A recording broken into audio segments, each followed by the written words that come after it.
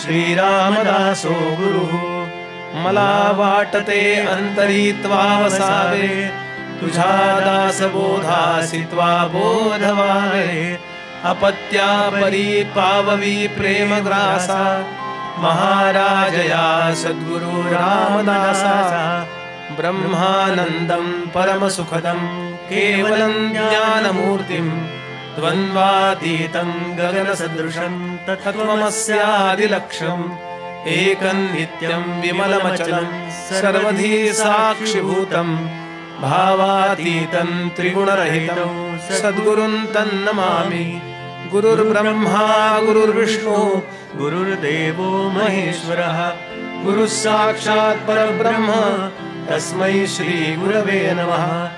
अनेन प्रीयतां देवो भगवान् जानकीपतिः श्रीरामचन्द्रः पूर्वेषाम् अस्माकं कुलदैवतम्। श्रोता वक्ता श्रीराम समर्थ श्रीराम समर्थ श्रीराम समर्थ जय जय रघुवीर समर्थ श्रीराम जय राम जय जय राम श्रीराम जय राम जय जय राम श्रीराम जय राम जय जय राम।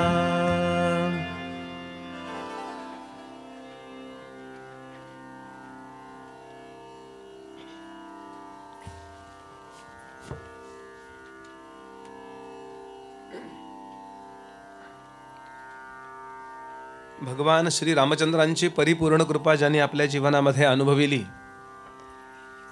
आणि ही भगवत कृपा ही रामकृपा जनसामान्यांपर्यंत पोहोचवण्याचा ज्यांनी आटोकाट प्रयत्न आयुष्यभर आणि ग्रंथांमधून केला अशा समर्थ रामदास स्वामींनी सांगितलेल्या आणि कल्याणाने लिहून घेतलेल्या एका महान ग्रंथाचं चिंतन आपण करत आहोत, श्रीमद दासबोधाचं चिंतन।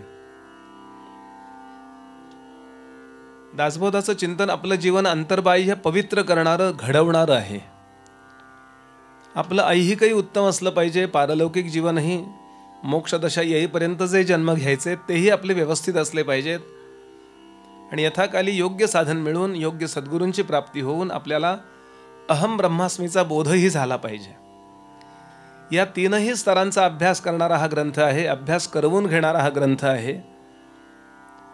म्हणून विवरता विशेषा विशेष कळो लागे या न्यायाने जेवढा पुन्हा पुन्हा तो आपण सांगू ऐकू अभ्यास करू तेवढ्या चुकीच्या संकल्पना ज्या आहेत त्या फेकून दिल्या जातात आणि योग्य त्या धारण केल्या जातात। जन्मोजन्मी आपण देह आहोत अशी धारणा धारण केली आणि त्याच्या रक्षणाकरता जसे इतर प्राणी तेवढीच बुद्धी खर्च करतात, त्या इतर प्राण्यांना फक्त देह रक्षणापुरती बुद्धी आहे। पण मनुष्याच्या देहामध्ये आल्यानंतर इतर देहामध्ये आपण जे वावरलेलो असतो त्याचाही प्रभाव राहतो। तसा एसीतून बाहेर गेलं तरी बराच वेळ आपल्याला त्या एसीचा प्रभाव राहतो किंवा बाहेरून आत आल्यानंतर एकदम एसीचा प्रभाव होत नाही, ते आपला गरमपणा घेऊन आपण आत आलेलो असतो। तसं या देहात जरी आपण आलो तरी इतर प्राण्यांच्या मध्ये आपण राहिलेलो आहोत, इतर देहांमध्ये। कारण जीव हा अनेक देह उपभोगतो हा सिद्धांत आहे भारतीयांचा बरं का। म्हणजे मोबाईल बदललेत, सिम कार्डचा नंबर तोच आहे असं लक्षात घ्याल। म्हणजे आपल्याला अनेक गोष्टी सुलभ होतात कळायला। भारतीय तत्वज्ञान कळण्याकरता आपल्याला पुनर्जन्म मानला पाहिजे, परलोक अस्तित्व मानलं पाहिजे आणि सोल आत्मा मानला पाहिजे। मग ही पुराणं लागतात, हे ग्रंथ आपल्याला लागतात, म्हणजे त्याचा अर्थ कळायची शक्यता निर्माण होते। हे तुम्हाला वेस्टर्न फिलॉसॉफीमध्ये दिसणार नाही। ते म्हणतात काऊ हॅज नो सोल, हे शिकवण्यात आलं आपल्याला। पण आपल्याकडे वांग्याला सुद्धा सोल आहे असं म्हटलंय, त्यातही काहीतरी हालचाल होते। डॉक्टर जगदीशचंद्र बोसांनी ज्या विषयावर नोबेल मिळवले ते हेच मिळवलंय की वांग जरी तुम्ही त्या विळीवर धरलं तरी आत त्याच्यामध्ये भरभर असे खूप हालचाल होते, आता मला कापतायत हे, म्हणजे काहीतरी त्यात चैतन्य आहे, हे विज्ञानाने सिद्ध केलेलं आहे। आणि म्हणून आपला सर्वांगीण विकास होण्याकरता आपल्या थिंकिंग लेवलमध्ये, विचाराच्या पातळीमध्ये योग्य तो बदल केला गेला पाहिजे। खूप वेळा वाटतं की आपण बोलताना बोलतो की देवाचं दर्शन आम्हाला व्हावं, आम्हाला समाधान मिळावं, आम्हाला भक्ती करायची आहे, देवदेव अशा अर्थानं आपण बोलतो किंवा वाटतं, काही वेळा कधीतरी वाटतं घरात भांडण झालं की। विचार हा करावा की देव मला भेटत का नाहीये मग. म्हणून सर्वत्र सदा सम असं जे म्हटलेलं आहे ज्ञानोबांनी, सर्वत्र आहे, कधी आहे, सदा आहे, किती प्रमाणात आहे, सम असं जर म्हटलेलं आहे तर तो मला भेटत का नाहीये. वाटतंय की नाही देवाचं दर्शन व्हावं, तरी सुद्धा मला तो भेटत नाहीये. केव्हा तरी स्वतःला प्रश्न विचारावा, त्याला मला भेटावं असं का वाटत नाहीये.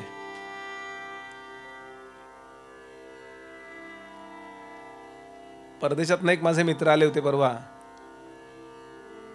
तेव्हा त्यांनी इच्छा व्यक्त केली की भारताच्या बाहेर भारतीयांना किंमत आत्ताचे पंतप्रधान जे आहेत ना त्यामुळे मिळते. गेली 10 वर्ष यापूर्वीचे आले की नाही कळत नव्हतं, गेले की नाही कळत नव्हतं, पण आता जो रुबाब आहे भारतीयांचा, आदर निर्माण झालाय बरं जगात, तर मला भेटायची इच्छा आहे म्हणाला तो.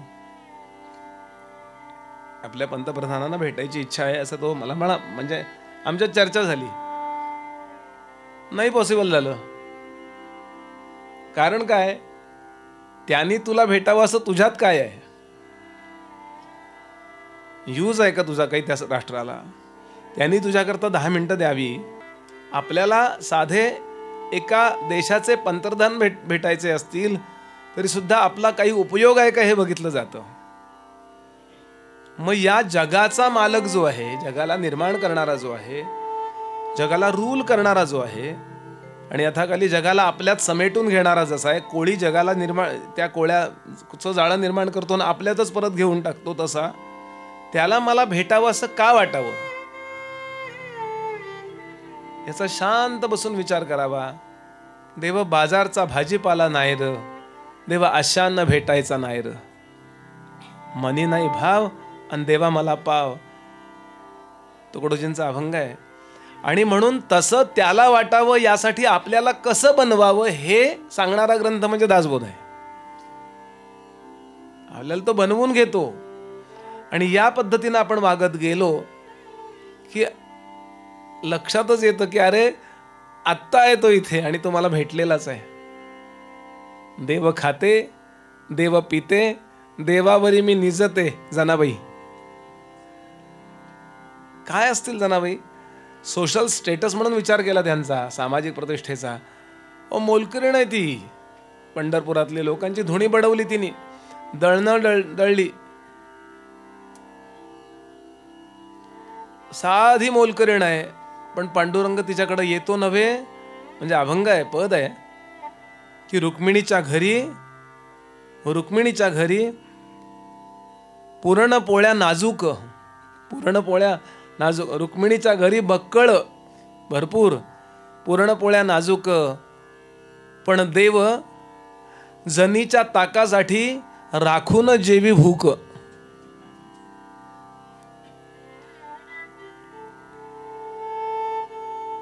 असं आपल्याला आतून घडवणारे जे ग्रंथ आहेत त्यात दासबोध आहे. म्हणून हा दासबोध आणि या जीवनातही मोठा करणारा ग्रंथ आहे. Very practical.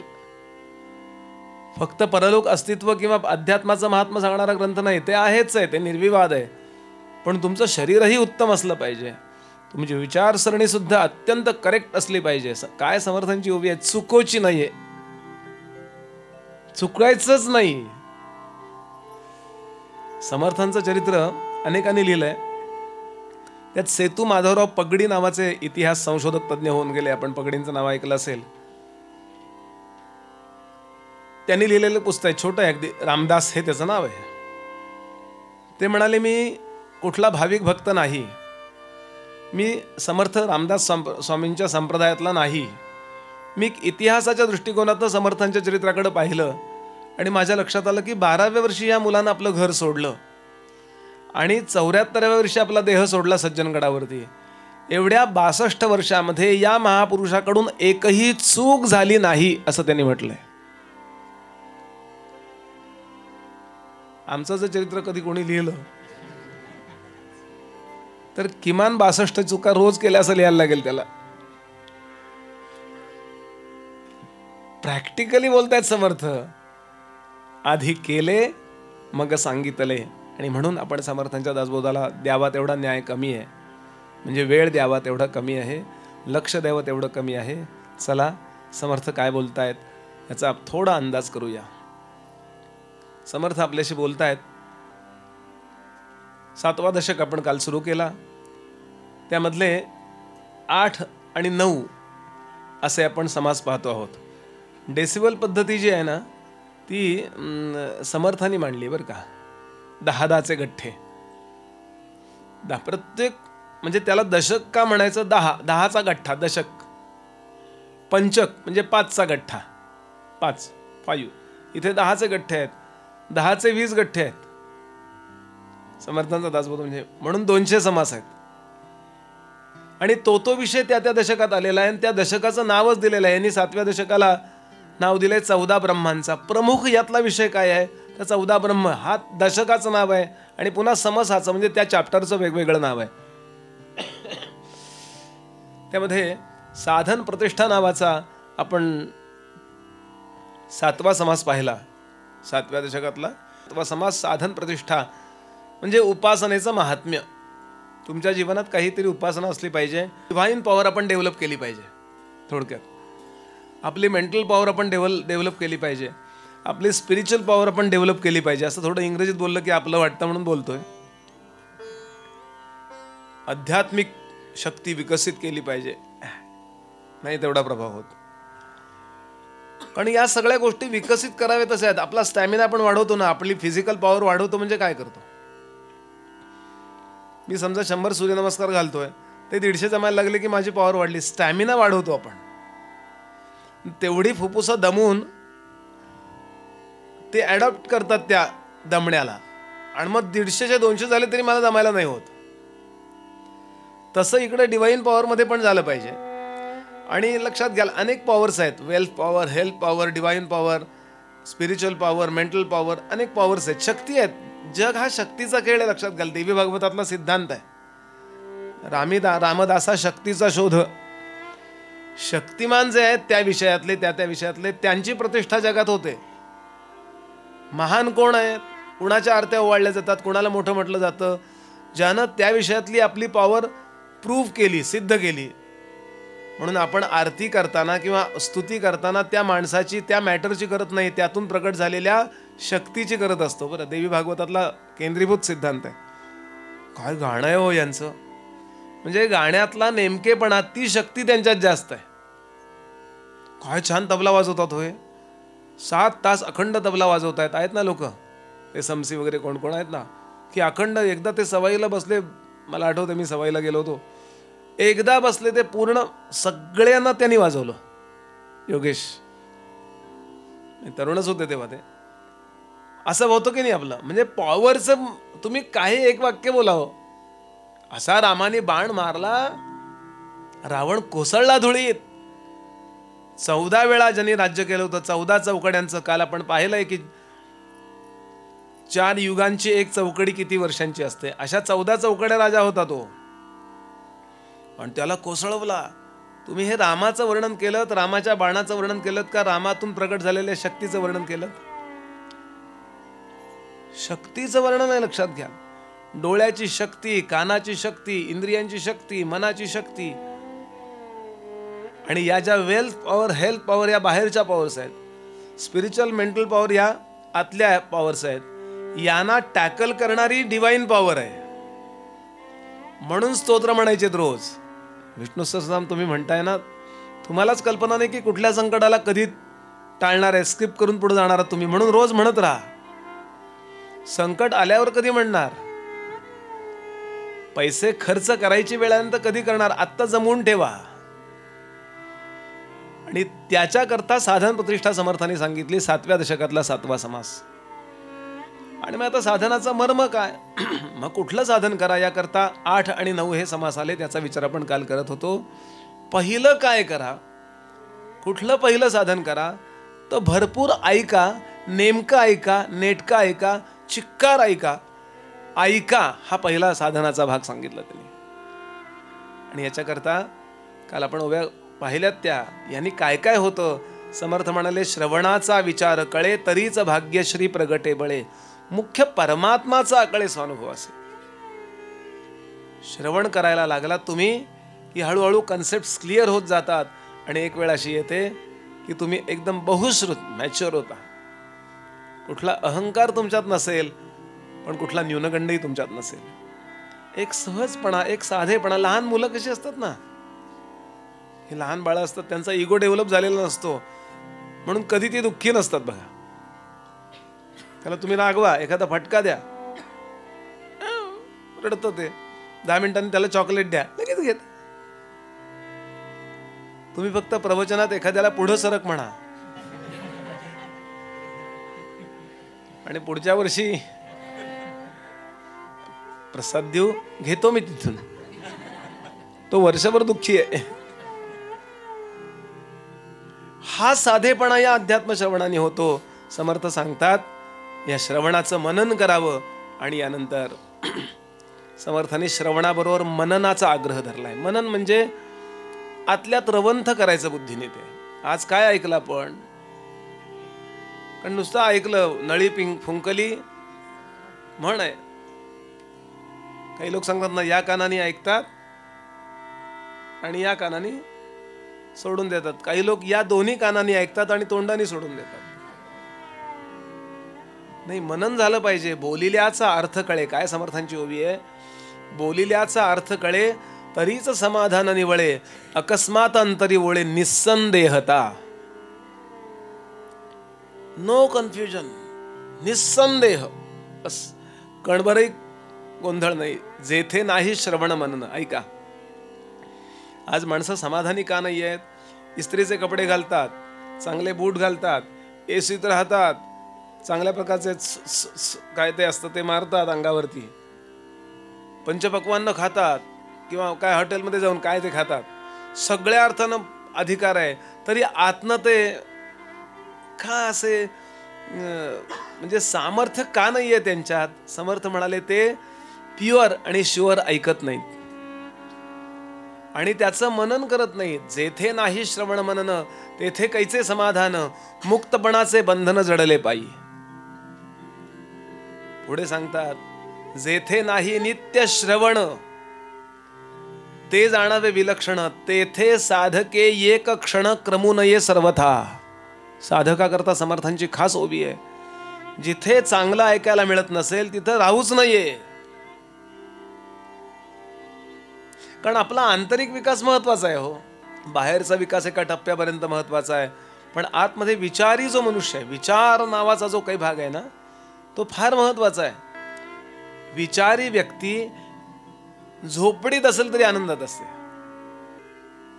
आपल्याला गंमत म्हणून एक दृष्टांत सांगतो. आपल्या भारतामध्ये आपण केव्हा तरी ऐकलं असेल, खूप वेळा ज्यांनी ऐकलं त्यांना आवृत्ती होईल बरं का. आपल्या भारतामध्ये अनेक उत्तम उत्तम कवी होऊन गेले. त्यामध्ये एक भारवी नावाचे कवी होऊन गेले, कवी भारवी. त्यांच्या कविता फार श्रेष्ठ आहेत. जसे वाचस्पती मिश्र आहेत, कवी भारवी आहेत, भवभूती आहेत, कालिदास आहेत. गरीब होते हो, इतके गरीब म्हणजे नदी काठी त्यांची झोपडी होती, पत्नी, मुलं बाळ, कविता करत बसायचे, संस्कृत कविता करायचे. एकदा केव्हा तरी बाढ आली, महापूर आला, झोपडी वाहून गेली. थोडंसं साहित्य होतं, काय परळ होतं मातीचं, 1-2-4 भांडी होती पितळीची, ही सगळी वाहून गेली. हो, त्यांच्या पत्नीचं नाव आहे रसिका. अतिशय शांत आणि समयज्ञ स्त्री होती. खूप शांत. कसं आहे, घरात पैसे कमी असताना शांत राहणं फार अवघड आहे बरं का. सगळं छान चाललंय, मोबाईल रिचार्ज आहेत सगळ्यांचे भरपूर, 84 दिवसाचे फुल पॅक, रोज 3 GB, मग सगळे शांत असतात. पण रिचार्ज करायलाच पैसे नसतील आणि जेवायला नसेल की अशांती सुरू होते. पण शांत तिनं कोंड्याचा मांडा करून आपल्या मुलाबाळांना जेवू घालावं, आपल्या नवऱ्याला जेवू घालावं, उरलेलं आपण खावं. तिची निष्ठा आहे की मला दिलेली ड्युटी मी उत्तम करीन. पण हे सगळं वाहून गेलं. आणि कधीही न उर्मट बोलणारी ती आज आपल्या पतीला असं म्हणाली नाथ तुम्ही जे लिहिता ते ऐकायला मोठे मोठे लोक गर्दी करतात. माझा एक प्रश्न आहे, आपल्या मुलाबाळांना खायला प्यायला मिळावं एवढे सुद्धा पैसे न मिळवण्याचं काय मर्म आहे? एवढंही सामर्थ्य नाही का त्या काव्यामध्ये? त्या शांत आणि समयज्ञ स्त्रीनं चित्ताला लागेल असं बोलणारं भाषण केलेलं ऐकलं आणि कवी भारवी गलबलले. कारण विद्येचा म्हणजे त्याला टोचून बोलली होती. माणसाला काही बोललेलं चालतं, पण माझ्या या विषयाला कोणी बोललेलं मला चालेल का?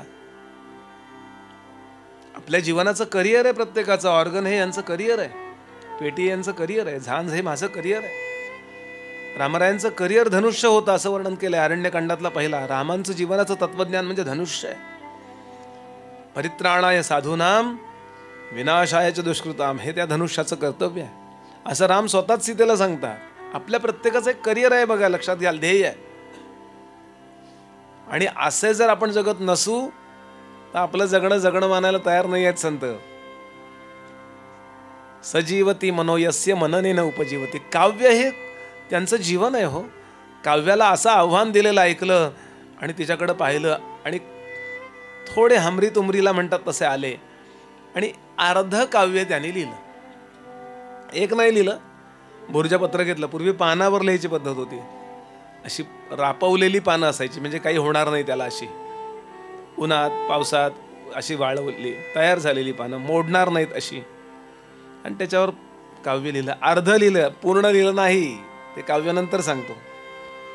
आणि सांगितलं, रसिके मला माहिती आहे माझ्या या काव्यामध्ये पैसे मिळवण्याची क्षमता आहे का, असं तुला टेस्ट करायचे, असं तुला परीक्षा घ्यायची. हे काव्य घेऊन तू जिथे सोनं विकलं जातं तिथे जा, सराफ कट्ट्यावर जा, तिथे वरती उभी राहा कट्ट्यावर आणि फक्त एवढं सांग की मी कवी भारवींची पत्नी आहे. कवी भारवींनी आतापर्यंत काव्य कधी विकलेलं नाहीये, आज पहिल्यांदा ही वेळ आली आहे, कुणाला हवंय का, एवढं बोल. अहो तिच्याकडं लाज राखण्यापुरता नीट कपडा नव्हता असं वर्णन केलंय. नवऱ्याची जुनी झालेली धोत्र गाठी पाडून मी नेसते हे कुणाला कळू नये म्हणून कधी झोपडीतनं बाहेर यायची नाही. पण काय करणार, काही वेळा मनुष्याला असं होतं अगतिक व्हावं लागतं, म्हणून तिथे जाऊन उभी राहिली. भिकारीणच वाटली आधी त्यांना, पण तिथे उभी राहिली आणि तिनं वाणी अतिशय उत्तम आहे. वाणीने मनुष्य कळतो.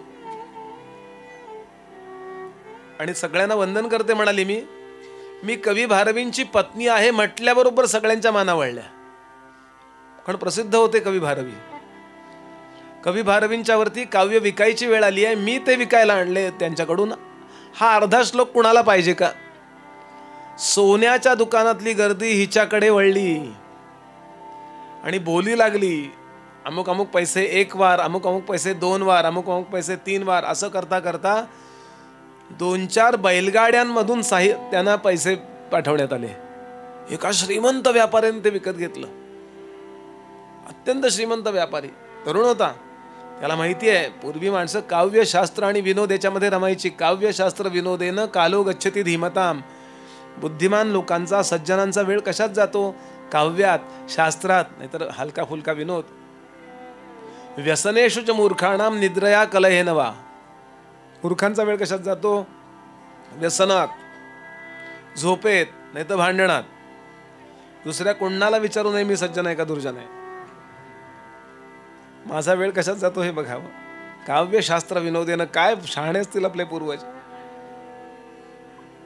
आणि त्यानं तो घरी नेला. कवी भारवींच्या स्वतःच्या अक्षरातला सचिन तेंडुलकरच्या सहीची बॅट लागेल की नाही बोली. समजा त्यांच्या घरातलं कोणीतरी आलं, नाही बॅट पाहिजे का, असं असं आमच्यावर वेळ आली आहे, येऊ नाही पण असं कल्पना करा. म्हणजे आपल्याला अंदाज येण्याकरता बोलतोय. धावत जाऊन घेऊ की नाही आपण. म्हणजे त्यातले जे तयार आहेत नाही का, आपल्या आदरणीय पंतप्रधानांचे शर्ट विकत घेतात, कोट्यावधी रुपयाला विकत घेतात, कारण त्यांचं कार्य तेवढं मोठं आहे. मी माझं उपरणं फुकट सुद्धा घेणार नाही कोणी सायकल पुसायला. आणि ते घरी नेलं, एका काचेच्या तावदानात बसवलं, म्हणजे फ्रेम केलं आणि आपल्या बेडरूम मध्ये टांगलं असं वरती. आता झोपायचा, त्याचं लग्न आता नुकतंच झालं होतं, झोपायचा. झोपल्यानंतर ते दिसायचं काव्य असं असं गोल फिरतंय ते, असं काचेचं तावदान, असं कल्पना करा. छान असं रसिक लोकांच्या घरामध्ये असं असतं ना, काय काय चला रांधा वाढा उष्टी काढा असं नाही, काही चांगल्या प्रकारच्या मूर्ती आणतो, चांगल्या प्रकारचे आपण पिक्चर्स आणतो, लाखो रुपये खर्च करून. रसिक लोकांचं आहे ते काम. असा तो, आणि पाहता पाहता पाठ झालं त्याचं. मी विचाराकरता बोलतोय बरं, विचारप्रवण कसं करतात हे आपल्याला लोक. आणि नेमकं त्याला एक संधी चालून आली. परदेशातला एक त्याचा मित्र म्हणाला की तू इथं येतोस का तुमच्याकडचा माल घेऊन. आणि त्यांनी जहाजामध्ये माल भरला आणि तो व्यापाराला निघून गेला. पूर्वीच्या काळी 2-2 वर्ष, 5-5 वर्ष, 10-10 वर्ष माणसं बाहेर राहायची. या गावातनं त्या गावात जायचं, बंदराला लागायचं, मग ते सगळं माल विकायचा, तिथला माल घ्यायचा, दुसरीकडे न्यायचा. अब्जावधी रुपये, कोट्यावधी रुपये मिळवून परत यायचे लोक. हे अशी पूर्वी पद्धत होती. नाही का, सत्यनारायणाची कथा बिथा त्यात तेच आहे की नाही. साधू वाण्याने विचारले ही नौका काय आहे वगैरे वगैरे. व्यापारी आहे तो.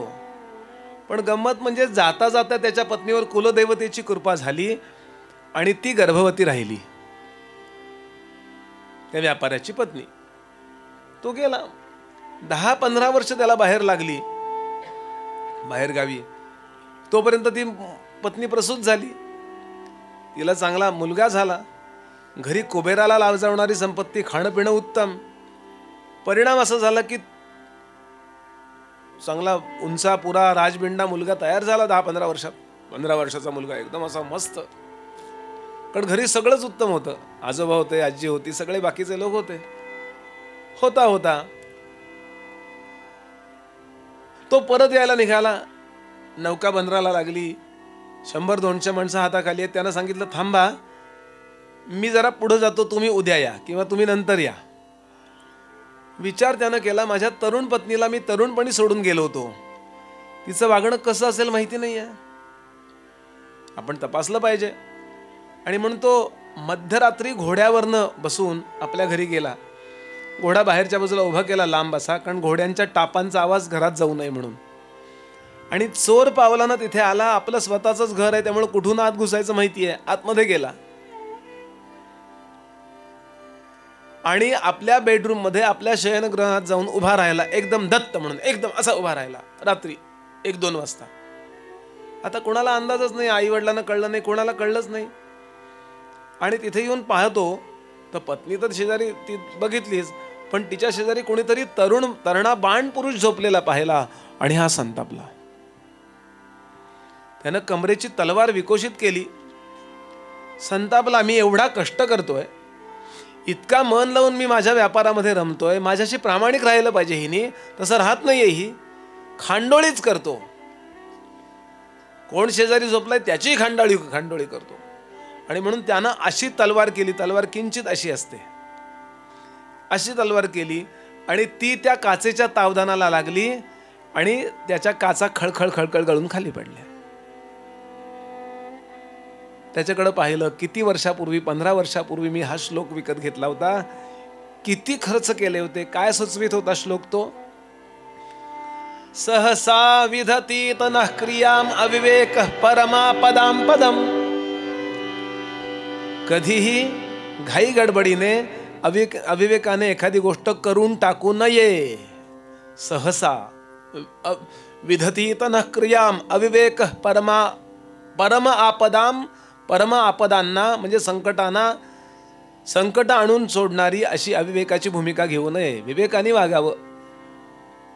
ठीक आहे, त्यांनी विचार केला, एवढा सारंग मी एवढा खर्च केला या श्लोकाला आणि नेमकं हे टोक इथे लागलंय, याचा अर्थ असा की जरा थांब असं म्हणायचं या श्लोकाला. थांबतो. दोघंही आले अंगावर, तरी माझ्या हातात तलवार आहे, त्यांच्या हातात शस्त्र नाहीये, बघूया तरी काय.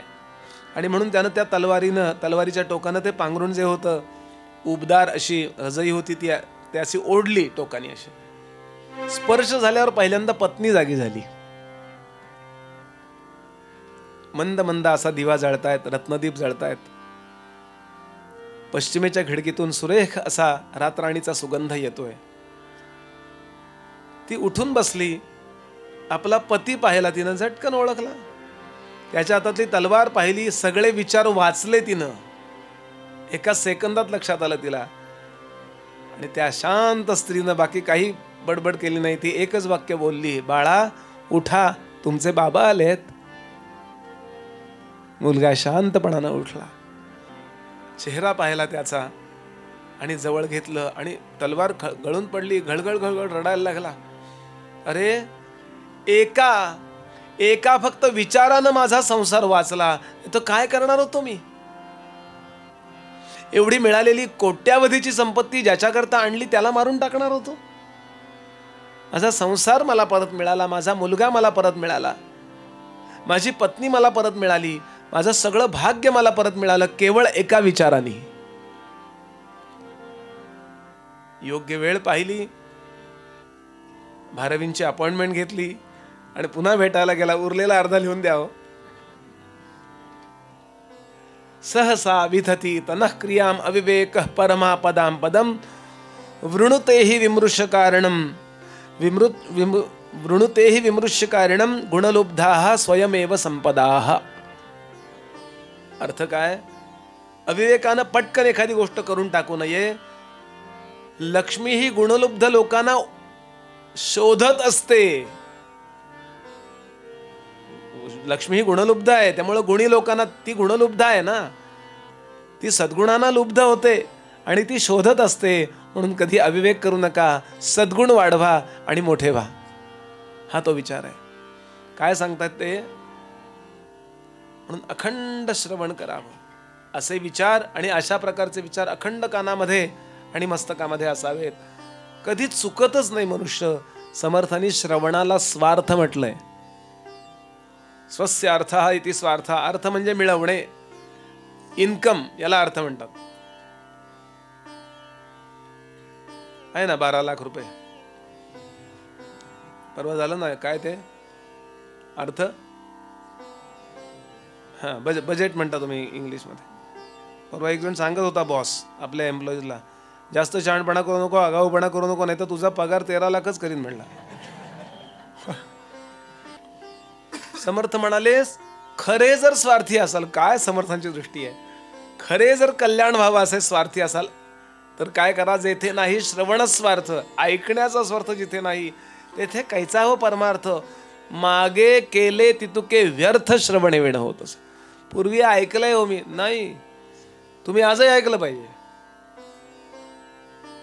आज ऐकलंय, उद्या ऐकलं पाहिजे, उद्या ऐकलं, परवा ऐकलं पाहिजे.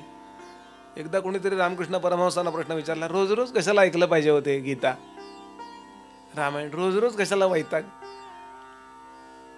काही बोलले नाही ठाकूर. अरे जरा इकडे, अरे ते देवाजवळची जी भांडी आहेत ना तांब्याची, ती जरा घासून आणायची, ते जरा तू आण रे घासून. त्याला इतकं बरं वाटलं की मला ठाकूरांनी जगदंबे समोरचा तांब्या भांड घासायला सांगितलं. मग चकचकीत घासलं त्यांनी, आणून ठेवला. दुसऱ्या दिवशी प्रवचनाला तो आला, शिष्यच होता त्यांचा. ते काळं पडलं होतं कलकत्त्याला, ते समुद्र आहे, खारं वारं असते, काळं पडलं होतं ते तांब्याचं भांड, काळं पडलं होतं. ते म्हणलं, अरे काय कसलं घासलं रे म्हणे तू, हे काळं पडलं ना ते. तो म्हणला, हो ठाकूर, काळं पडणारच आहे, रोज घासायला पाहिजे. इथे खारं वारं आहे ना, ते वाऱ्याने तसं होतं. त्या कारण अनेक केमिकल इथे केमिकल रिॲक्शन चालूच आहेत ना आकाशात, काय काय काय काय चालूच असतं. आणि म्हणून त्यानं ते काळं पडलंय, पुन्हा घासायचं कशाला रे? एकदा घासलं की पुरलं पाहिजे की रे? शक्यच नाही म्हणले तुझ्या कालच्या प्रश्नाचं हे उत्तर आहे. अध्यात्म श्रवण म्हणजे चित्तरूपी भांड घासणं, चकचकीत काढणं आहे. जरी काढलं तरी घरी गेल्यानंतर टीव्ही लावल्यावर किंवा काही नका लावू आजूबाजूच्या लोकांचं, कारण त्यांची भांडी अस्वच्छ असली की तेच बोलणार आहे. तो निंदेनी जग भरलेलं असतं बघा, सारखी निंदा करत असतात. कोणीतरी कोणाची तरी निंदाच करतो बघा, काही कारण नाही, उगाचच निंदा. आपली पद्धतच आहे, दोघं लोक एकत्र भेटले की तिसऱ्याबद्दल सहसा चांगलं बोललेलं चालत नाही, दोघांनाही चालूच आहे. खूप कमी लोक असे असतात की त्यांच्या वाणीतनं निंदा येत नाही, खूप कमी.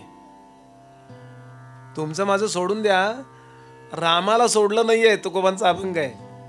तुमचं माझं सोडून देऊया, कृष्णाला सोडलं नाही लोकांनी, तुकोबांचा अभंग आहे की म्हणले चांगलं वागणाऱ्याची पण निंदा होते. मला भांड अस्वच्छ होतं हे सांगायचं. तुकोबांचा अभंग असा आहे, तीर्थ करू जाता म्हणती कावळा, म्हणती कावळा, तीर्थ करू जाता म्हणती कावळा, म्हणती कावळा, तीर्थ करू जाता तीर्थ करू जाता म्हणती कावळा, म्हणती कावळा.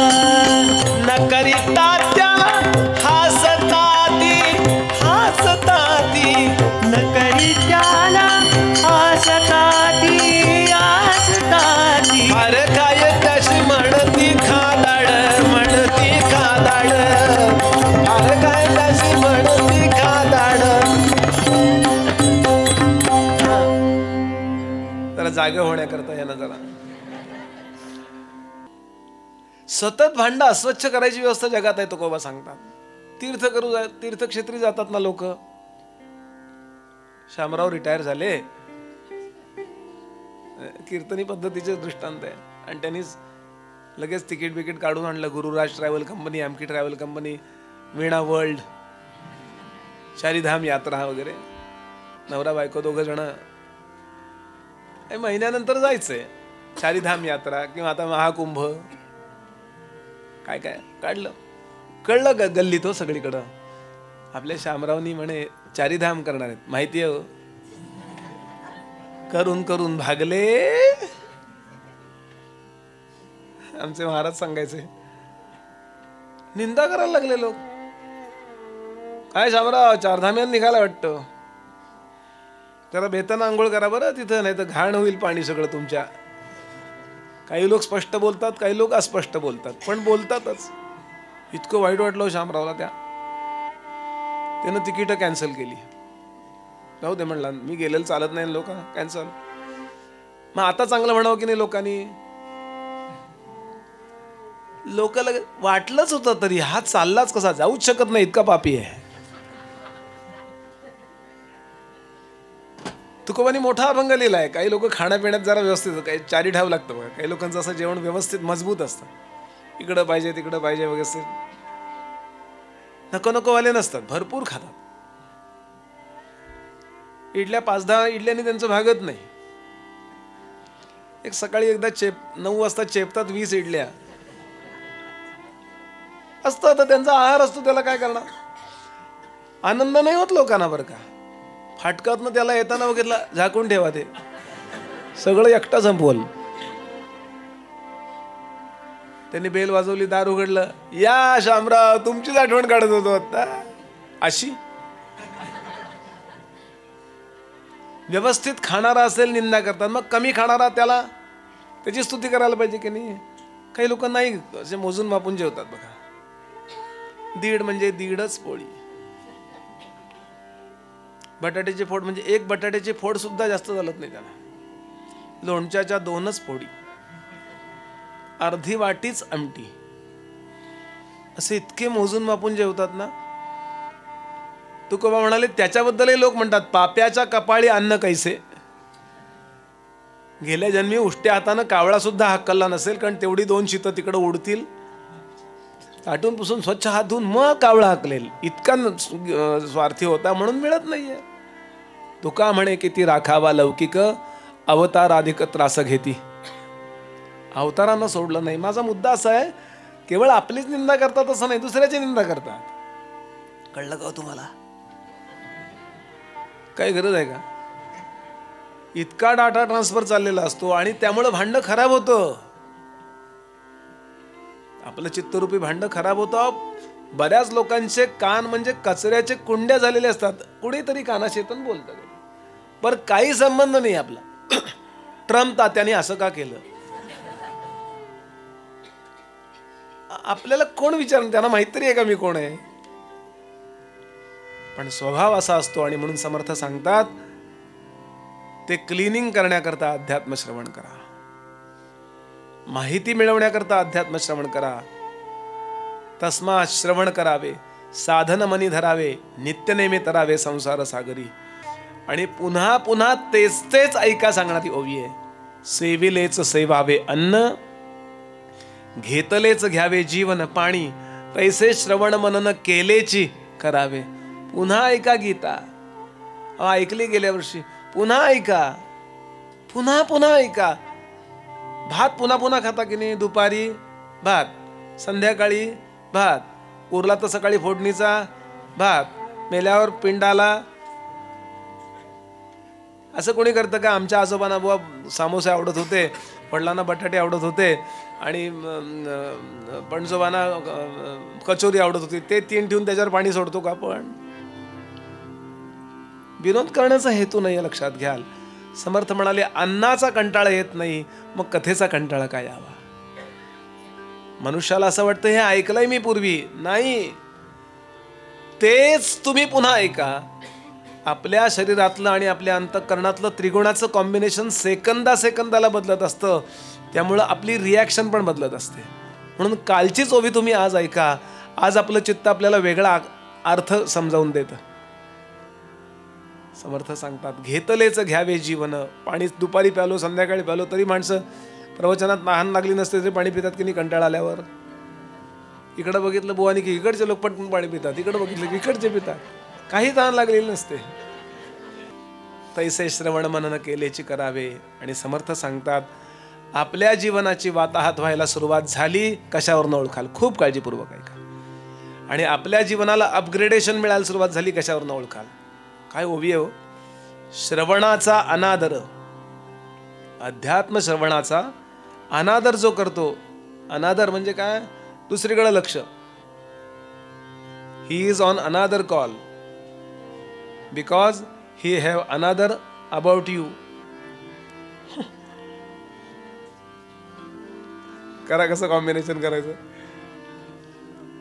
श्रवणाचा अनादर. काय ऐकायचंय? जुनं आहे, ऐकलंय मी पूर्वी. तुमच्या गोव्याला म्हण आहे ना, किता सांगता रे बुवा. काय सांगणार आहे बुवा? बुवा काही सांगत नसतो, ज्ञानोबा सांगत असतात. जसे हे स्पीकर काही सांगतात का? स्पीकरवाला कोण वेगळा बसलाय तिकडे, तसा या स्पीकरला बोलवणारा कोणीतरी मागं बसलेला असतो आणि तो आपल्याला त्या वक्त्याला बोलवत असतो. तो घरून येताना किंवा खोलीतनं बाहेर येताना काही ठरवलेलं नसतं त्यानं. एक डोळ्यासमोर एवढे एवढे समाज झाले पाहिजे एवढं असतं, पण वाक्य ठरवलेलं असतं. काय? बोलविता धणी वेगळाची. म्हणून कधीही अनादर करू नये. आपल्या प्रपंचाच्या हिताचं अपलाप व्हायला लागला किंवा हित संपायला लागलं, कशावरून ओळखाल? हे सगळं आवडेनासं झालं. नीट ऐका, हे सगळं आवडेनासं झालं की पक्क समजावं आपण अनहिताकडे चाललोय. डोळ्यासमोर आणा एक एक लोक.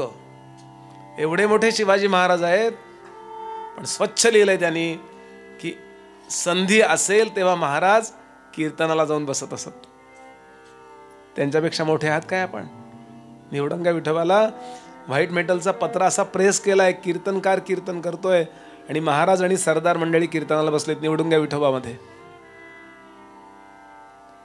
जेवढे जेवढे मोठे राम आहेत, कृष्ण आहेत, अध्यात्म श्रवणाला जाऊन बसतात. संत ज्यांच्या दर्शनाला आपण जातो, निवृत्तीनाथ आहेत, ज्ञानोबा आहेत, हे सगळे कुठे बसतात? मध्यम. नामदेवांचं कीर्तन चाललंय, ऐकायला कोण बसलेत? विठ्ठल विठ्ठल गजरी, विठ्ठल विठ्ठल गजरी, विठ्ठल विठ्ठल गजरी, अवघी दुमदुमली पंढरी, अवघी दुमदुमली पंढरी, अवघी दुमदुमली पंढरी, दुमदुमली पंढरी, अवघी दुमदुमली पंढरी. होतो नामाचा गजर, होतो नामाचा गजर, होतो नामाचा गजर, दिंड्या पताकांचा भार, दिंड्या पताकांचा भार, निवृत्ती ज्ञानदेव सोपान, निवृत्ती ज्ञानदेव सोपान, अपार वैष्णवते जाण, अपार वैष्णवते जाण. ऐका, हरी कीर्तनासी दाटी. काय आहे गरज आहे निवृत्तीनाथ आणि ज्ञानोबांनी कीर्तन ऐकायचं? पण कधी यांचं चुकलेलं नाहीये.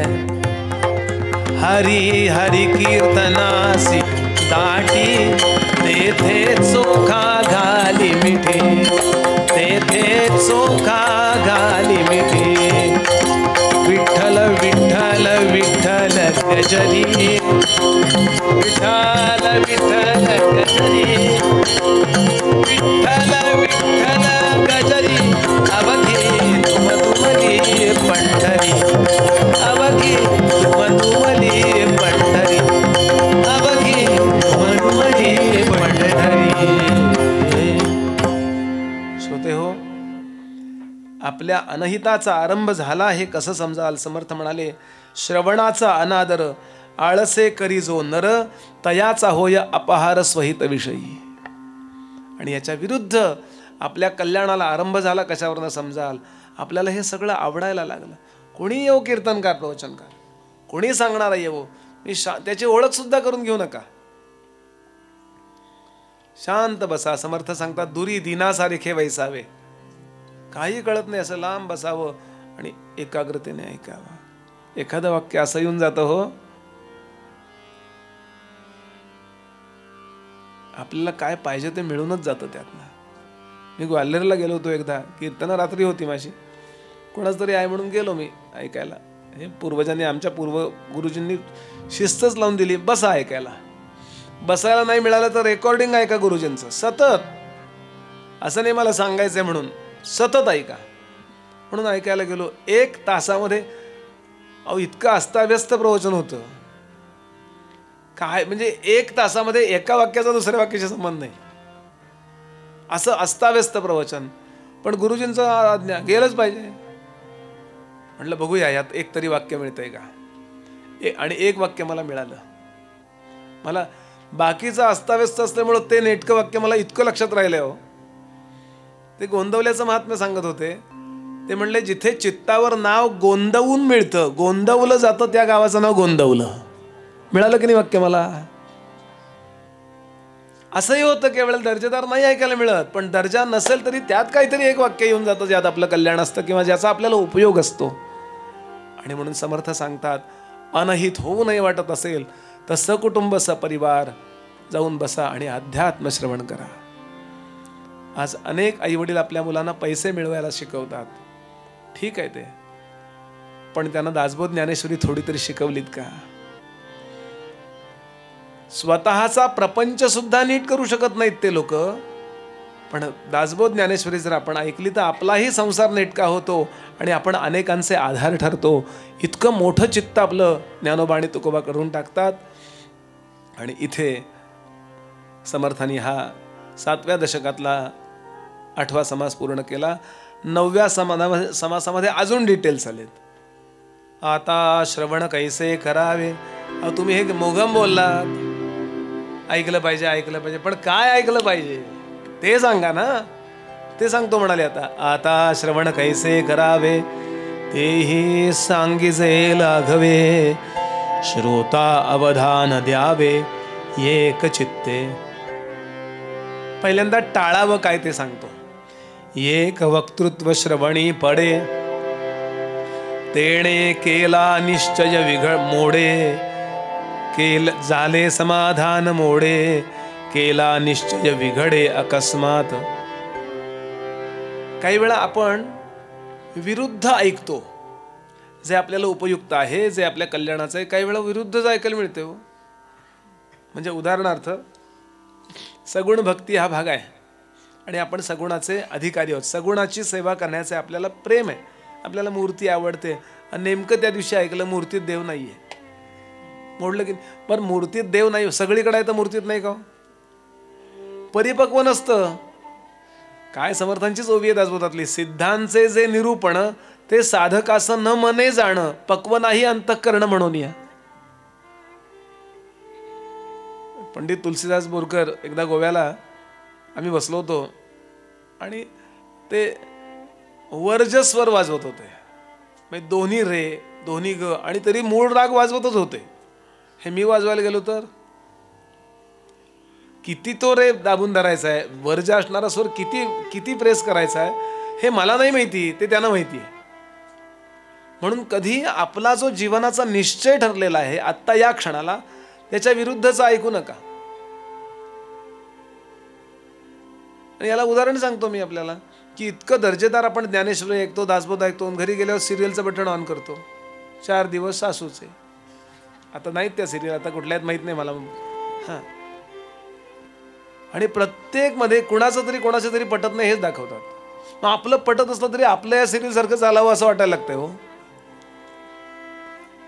म्हणून केला निश्चय विघडे अकस्मात ते ऐकू नका. ते वक्तृत्व त्यागावे जे माईक स्वभावे, जैसे निश्चयाच्या नावे शून्याकार. थोडा तरी अनुभव म्हणून समर्थांची ओवी आहे. असो वक्तृत्वाचा अधिकार, अल्पास न घडे हे सत्योत्तर, वक्ता पाहिजे साचार अनुभवाचा. आपल्याला नुसती पोपटपंची ऐकायची नाहीये, आपल्यावर प्रभावही झाला पाहिजे त्याचा. म्हणून थोडं तरी आचरण त्याचं असेल ते ऐकावं. पुढे सांगतात, एका ग्रंथे निश्चय केला, तो दुजियाने उडविला, तेणे संशयाची वाढला जन्मवरी. जेथे संशय तुटती, होय आशंका निवृत्ती, अद्वैत ग्रंथ परमार्थी श्रवण करावे. कुठलीही गोष्ट ऐकताना आपण तिची शहानिशा केली पाहिजे. बरं, आम्ही वक्ते पण काय गंमत करतो, लोकांना जरा आनंद वाटावा म्हणून आम्ही काही कल्पित कथा सांगतो ज्या नसतात मुळामध्ये.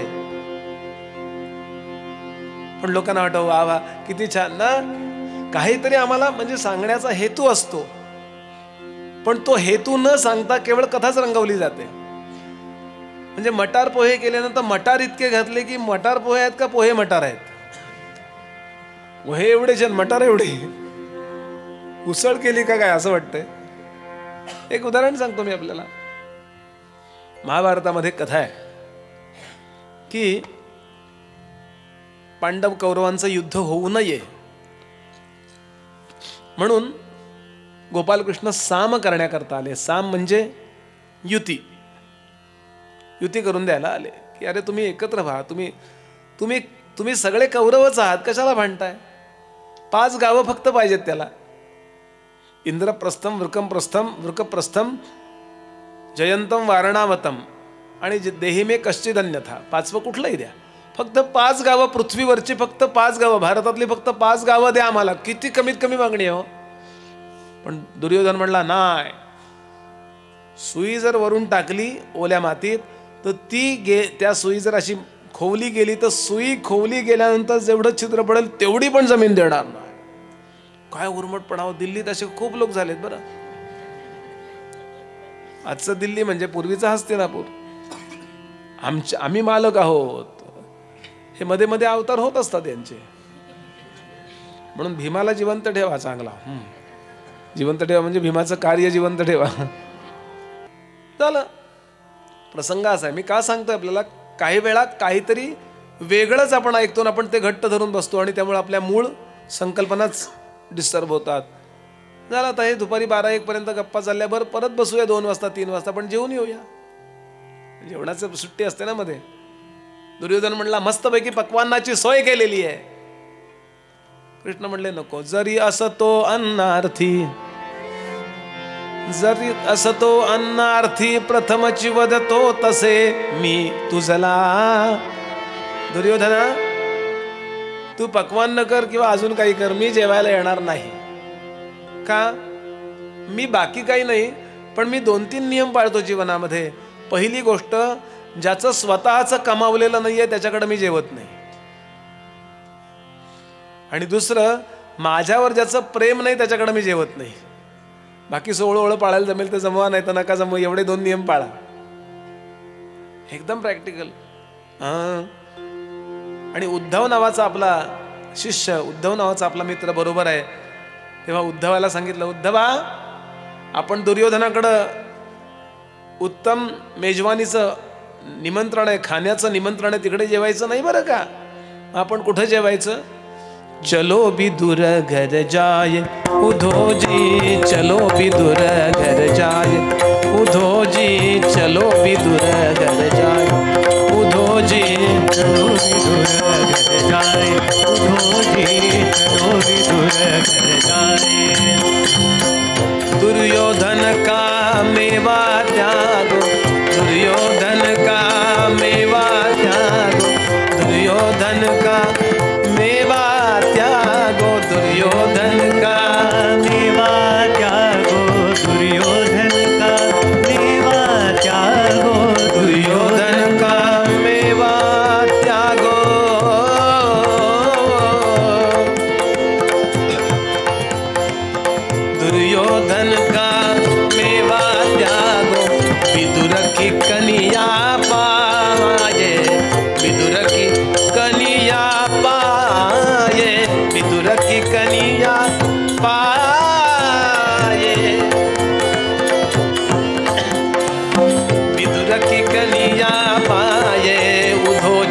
चलो विदुर घर जाए।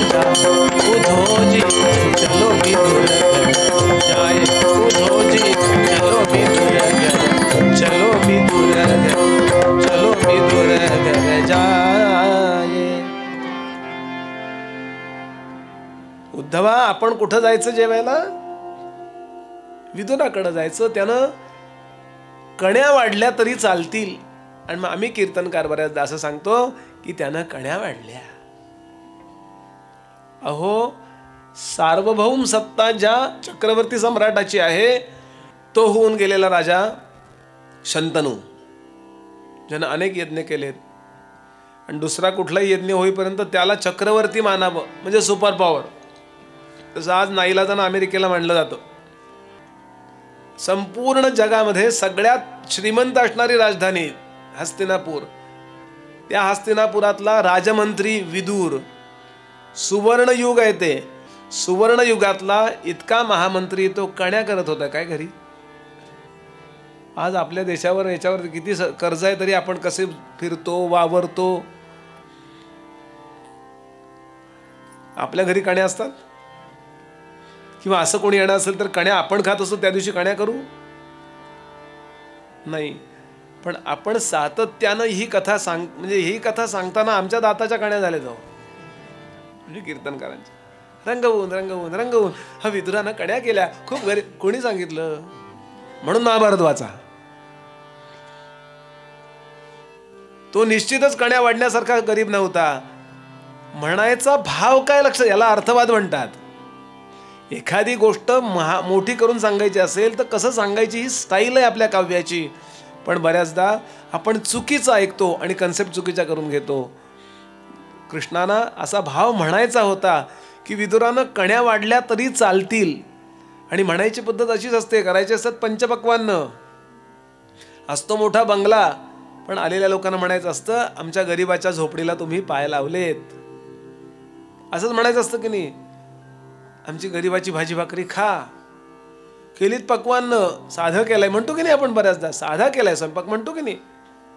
म्हणलं याला साधं म्हणायचं तर संगीत केलं तर काय होईल म्हणलं. का असं म्हणायचं? गिळा, आपल्या बापाचा माल आहे, भरपूर केलाय, गिळा असं म्हणायचं का? दुपारच्या वेळेला एकटा मनुष्य आला, एक मनुष्य आला, त्याला चहा दिला, बिस्किटे ठेवली ग्लुकोजची, खात होता. अजून घ्या, अजून घ्या. नको, 4 झालीत. तशी 4 नाही, 20-25 झालीत, पण खा अजून. मोजायची कशाला म्हणतो परत मोजून. असं म्हणायचं नसतं. पण बऱ्याचदा खरं काय ते आपण सांगत नाही. अजून एक कथा आहे, म्हणजे हे फक्त इथलं सांगत नाहीये, हे तत्वज्ञानाच्या बाबतीतही होतं. यज्ञ झाल्यानंतर, राजसूय यज्ञ झाल्यानंतर दुर्योधन इत्यादी मंडळी थांबली. धर्मराज म्हणाला, अरे कार्यक्रम झाल्यानंतर जायचं असतं ते परक्यानी, घरच्यांनी नसतं जायचं, जरा राहा, पाहून घे माझा हाल, काही गरज होती का? आणि नंतर दुर्योधन नंतर थांबलाय हो. आणि झालं असं की त्यांनी मय नावाचा जो राक्षस होता त्यानं मुद्दाम भूलभुलैया निर्माण केला होता. म्हणजे पाणी जिथे दिसतंय ना तिथे होती जमीन, आणि जमीन दिसते तिथे पाणी असायचं. अशी भिंत असायची, भिंतीला टेकायला गेला की भस्कन बाहेर जायचा, आणि दरवाजातनं बाहेर जायचा. दरवाजाचा फक्त रंग होता तो, डोकं आपटायचं त्याचं. म्हणजे मुद्दाम फसवण्याकरता केलेलं होतं. असतं ना काही काही वेळेला भूलभुलैया असतं, तसं मुद्दाम गंमत म्हणून केलं होतं. दुर्योधन धड पडला, पाण्यात ठेच काढला, पाण्यात पडला. कोणीतरी सांगितलं होतं त्याला, तिथं लिहिलेलं होतं त्यांनी, सावधान पुढे पाणी आहे. काहीतरी मला अक्कल शिकवतोयस म्हणला. जमीन तर आहे साधी, आणि असा करून गेला, बदकन पाण्यात पडला. पुढे लिहिलं होतं पाण्यासारखं दिसतंय पण पाणी नाही आहे. पण तरी तुला काय कळतंय, त्या नोकराला म्हणतो. पाय असं धोतर वर करून असं धोतर वरती गेलं, विजून कुठलं काय, शेवटपर्यंत तसंच गेला चालू. पाण्यासारखी जमीन होती. असतं ना काही काही वेळा, आजही असतं. पण इतकं वाईट वाटलं त्याला, म्हणजे त्यांनी आत्महत्या करायचं ठरवलं असं महाभारतात होणार. म्हणजे किती इगोइस्टिक असेल. मला खूप वेळा वाटतं इथं जर कृष्ण ठेच काढले असते तर आधी ते ऐकतील त्या सेवकाचं, कारण त्या विषयात तर त्याला माहिती आहे ना. पण चुकून पडले तर त्याला म्हणतील हात दे, आणि त्याला टाळी देतील, काय धडपडलो ना मी. आपण कशा पद्धतीनं त्याच्याकडे बघतो त्याच्यावर आपला आनंद अवलंबून असतो. आता घसरू शकतो की मी केळीच्या सालावरनं घसरून आया करून वरनं चाललोय, पडलो, होऊ शकतं. काय अपमान काही मानायचं नाहीये, कुणी पडू शकतं की हो. अहो निवडणुकीत पडतात, सालाच्या घसरावर पाहिजे, काय मोठं आहे ते. खेळा ऐसा प्रपंच. कृष्ण असते तर हसले असते की नाही, पण दुर्योधनानं जे वैर केलंय म्हणून युद्ध झालंय बरं का. इथे खूप वेळा सांगितलं जातं, द्रौपदी असं म्हणाली, अंधे का पुत्र अंधा. कोणी सांगितलं असं? द्रौपदी म्हणालेली नाही. द्रौपदी तिथे नव्हतीच, तिला माहीतच नाही हे धडपडलं, हे माहीतच नाहीये तिला. हे भीम म्हणालाय. इतकी सज्जन आहे माहिती का द्रौपदी, जिच्या कुठल्याही गोष्टीबद्दल आपण तिला दोष देऊ शकणार नाही असं चरित्र आहे द्रौपदीचं. अत्यंत पवित्र आहे द्रौपदी. 2 व्यक्तिमत्व अशी आहेत महाभारतातली याच्याबद्दल तुम्ही दोष काढू शकणार नाहीत. एक द्रौपदी आणि दुसरे विदुर. कृष्णस्तु भगवान स्वयं, त्याच्याबद्दल बोलायला काही गरजच नाही. एकही दोष नसलेली व्यक्तिमत्व आहेत. जर चुकून द्रौपदी तिथे असती तर ती असं बोलली तर जाऊ द्यात, तिने लगेच टॉवेल दिला असता टर्किसचा, भाऊजी हे घ्या पुसायला. इतकी मदतशील आहे होती. पण कुठल्या तरी साहित्यकारानं हे घुसडलं आणि मग लोकांना उगाचच वाटलं त्याचं काय चुकलं. समर्थ म्हणाले असं ऐकू नका, हे फक्त मी गोष्टीतलं सांगतोय, असं तत्वज्ञानाच्या बाबतीत आहे. म्हणून शंकराचार्य ऐका, म्हणून ज्ञानेश्वर महाराज ऐका.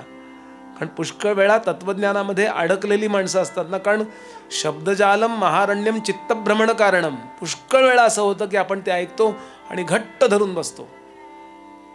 किंवा आपण एखादा ग्रंथ वाचतो, मृत्युंजय कादंबरी वाचली,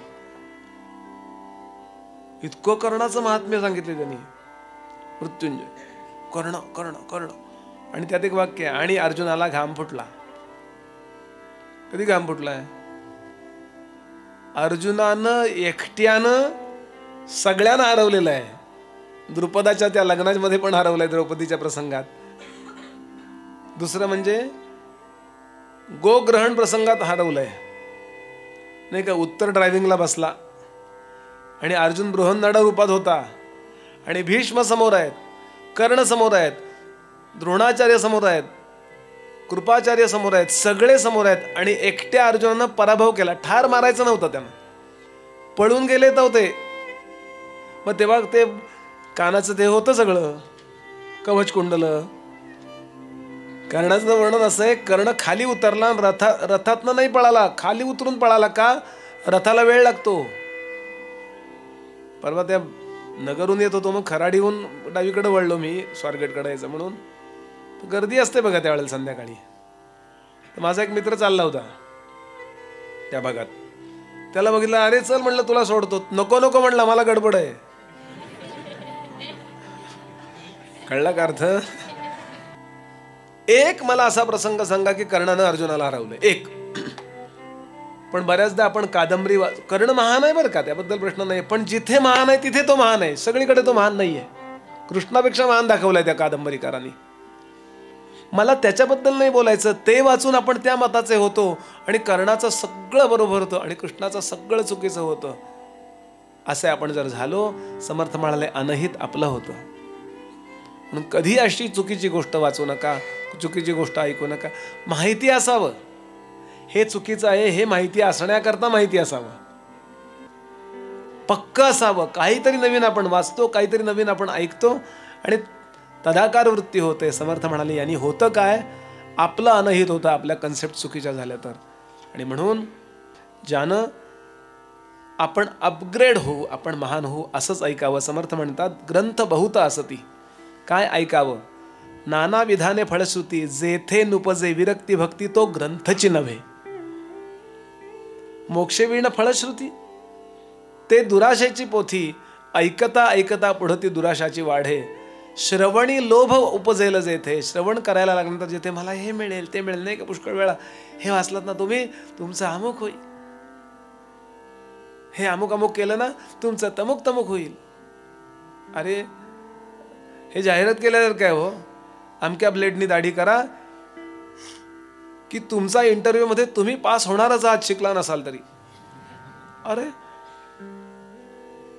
किंवा अमका अमका आता तुम्ही असं असं असं करून हे करा की सगळ्या मुली तुमच्याकडेच बघतील. मुलींनी खरा त्या कंपनीवर केस घातली पाहिजे, आम्ही काय मूर्ख आहोत का म्हणून.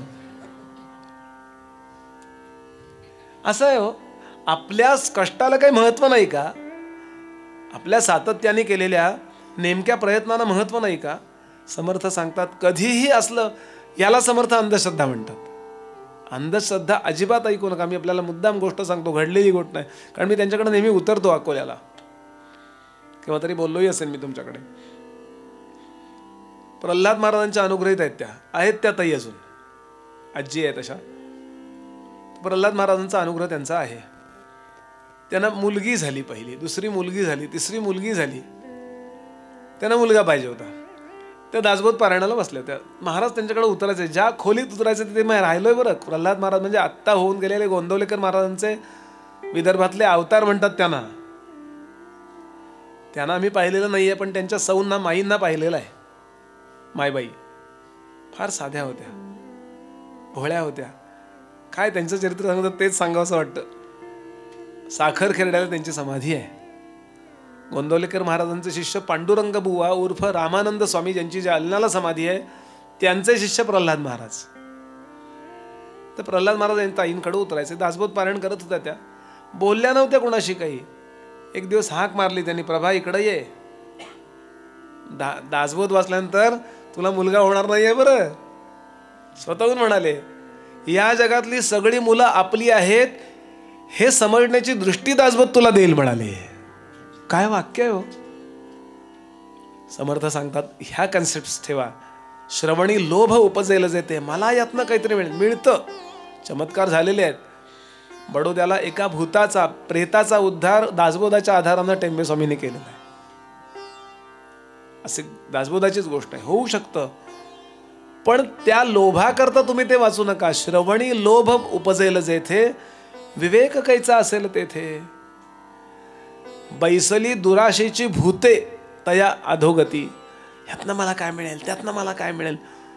पण छोटं छोटं अनुष्ठान करतात ना की लगेच काहीतरी अपेक्षा. अस्माकम सकुटुंबानाम सपरिवाराणाम द्विपद चतुष्पद, 4 पायाच्या प्राण्यांप्रमाणे वागणाराणाम. पण आम्ही प्रवचनकार पण असं सांगतो, काही नाही, काही करू नका हो. शास्त्राभ्यास नको, श्रुती पढू नको, तीर्थासी जाऊ नको, योगाभ्यास नको, व्रते मख नको, तीव्रे तपे ती नको, काळाचे भय मानसी धरू नको, दुष्टासी शंकू नको. माझ्या आयुष्यातला पहिला आवडलेला हा श्लोक आहे. का? कारण यात काहीच करू नको म्हणून सांगितलंय. ज्याची या स्मरणे पतित तरती तो शंभू सोडू नको, हे सांगण्याकरता अलीकडचं आहे. आमचे मिश्रा साहेब आहेत ना, ते सांगतात काही करू नका, सब समस्या का एक ही हल, एक लोटा जल. चालले लोटी घेऊन सगळे. सुरुवात आहे बरोबर आहे, त्यानं काहीतरी होतंही बरोबर आहे. पण चमत्काराच्या अपेक्षेनं ज्यावेळेला आपण या उपासनेत पडतो ना, त्यावेळेला आपण चमत्कारिक व्हायला लागतो. आणि सध्या समाजाला हेच पाहिजे बघा. केवढ्या गर्द्या होतात. परवा 101 लोक मेले त्या याच्यात, आपण पाहिलं असेल. कशा करता? समर्थ सांगतात प्रॅक्टिकल नाही आहात तुम्ही. अहो छोट्या छोट्या गोष्टीत विचार करा. अशी जर केवळ अमुक अमुक वाचलं झाली मुलं, अमुक अमुक. तुकोबांचा अभंगच आहे, नवसे होय पुत्र प्राप्ती तशी तरी कासया करणे लागे पती.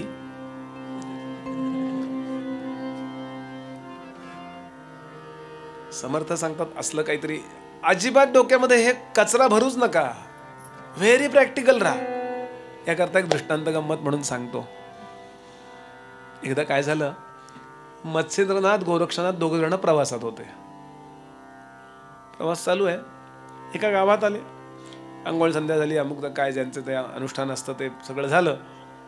शाबरी विद्यांचा तो ज्यांचे मंत्र आहेत ना, 7 कोटी मंत्र आहेत. खूप मंत्र जालंधरनाथांनी पण खूप रचलेले आहेत आणि गोरक्षनाथांनी रचलेले आहेत. खूप छोटासा मंत्र जीवनाचा उद्धार करणार आहे. ओम चिमी चिमी स्वाहा नावाचा मंत्र मध्यंतरी मी पाहिला. ओम चिमी चिमी स्वाहा. कितीतरी कामं झाली तो त्यांनी आहे ते. म्हणजे त्यांच्याकडे नवनाथांचं चरित्र थोडं चमत्काराने भरलेलं आहे बरं का. टीव्हीवरचा नका विचार करू, कारण काही काही गोष्टी दाखवणं सुद्धा अवघड आहे. त्यात कोट्यावधी भूत आली असं दाखवलंय. कुठनं दाखवणार एवढी? मग काही नाही, चेहरे बंद करायचे आणि गर्दीत वरनं कॅमेरा मारायचा. ते हल्ली भूतासारखे केस मोकळ. मला टीका करायची नाहीये, पण कुठल्याही हॉरर पिक्चर मध्ये भूत बीत आलं ना की त्याचे केस कधी विंचरलेले नसतात बघा. गाडीच्या समोर आली एक बाई, ते तोंड बिंड विचित्र असतं, डोळे, पण सगळ्यात महत्वाचं काय असतं? झिंज्या. मला तर हल्ली उलटच वाटतं की असे लोक पाहिले की भूत सुद्धा आतमध्ये कोपऱ्यात जाऊन भीमरूपी महारुद्रा वज्र हनुमान मारुती म्हणत असतील. संस्कृतीचा निरोप देतोय बरं मी. माझा काही स्वतःचा काही फण्याचा कारखाना नाहीये. असे गावातनं चालले होते, त्यांना असं वाटलं. मत्स्यनाथ म्हणले, गोरक्षा आज भिक्षा मी मागतो. रोज तू जातोस, मी जातो आज भिक्षा मागायला. मला भिक्षा मागायची इच्छा आहे. कारण हा गोरक्षा आल्यापासून त्यांचं ते काम काढून घेतलं होतं. त्यांनी, शिष्य आहे ना, भिक्षा मागून आणतो, त्याचे पानगे तयार करतो, ते पीठ आणतो. ते लोक पीठ घेतात, आटा, आणि त्या आटा घ्यायचा, तो भिजवायचा पाण्यात, आणि असं असं असं करायचं आणि दगडावर शेकायचा. दगड असतात ना उन्हात, आणि झालं तेवढंच खाणं. असं करायचं ते. मत्स्यनाथ म्हणले नको. गोरक्षनाथ म्हणले, गुरुजी नका जाऊ तुम्ही, सध्याचा प्रॉब्लेम तुम्हाला माहिती नाही, ट्रॅफिक फार असतो वगैरे वगैरे. ते म्हणले, मी शिष्य आहे का तू शिष्य आहेस? माझा ऐक. हा नको ना.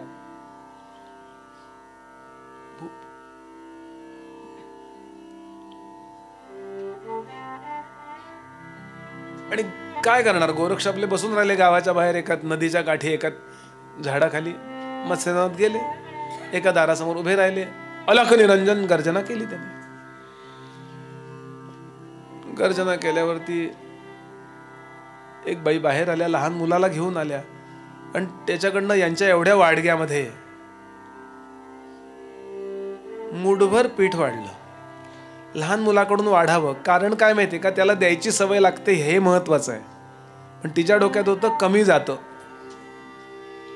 त्याची मूठ केवढी असणार आहे? यांनी विचार केला, आता एवढंच पीठ हो, बरं दोघांना कडकडून एकदाच जेवतायत, भूक काय लागली असेल सांगा ना. 55 मिनिटं नव्हे, दगड खाल्ला तरी पचेल अशी भूक लागलेली हो. एवढं किती वेळ लागेल? गोरक्षला ह्या मत्स्यनाने विचार केला. पण ते म्हणले, मायबाई जरा जास्त दे ना ग, एक शेरभर दे ना. त्याने विचार केला, 2-3 घरात शेरभर पीठ घेतलं की झालं. 2-3 शेर पीठ नेऊन मग पटकन भाकरी होतील त्याच्या. शेरभर पीठ दे, तुला ब्रह्मज्ञान देतो. मत्स्यनाथ किती उदार झाले, शेरभर पीठामध्ये ब्रह्मज्ञान द्यायला. ती म्हणली, मेल्या, तुला ब्रह्मज्ञान असतं तर तू माझ्याकडे भीक मागायला कशाला? चालतं हो. आणि लोक थट्टा करायला लागले, शेरभर पिठाचं ब्रह्म, शेरभर पिठाचं ब्रह्म, शेरभर पिठाचं ब्रह्म. लहान लहान मुलं मागं लागली, दगड मारायला लागली. याने विचार केला, दगड जर मला चुकून लागला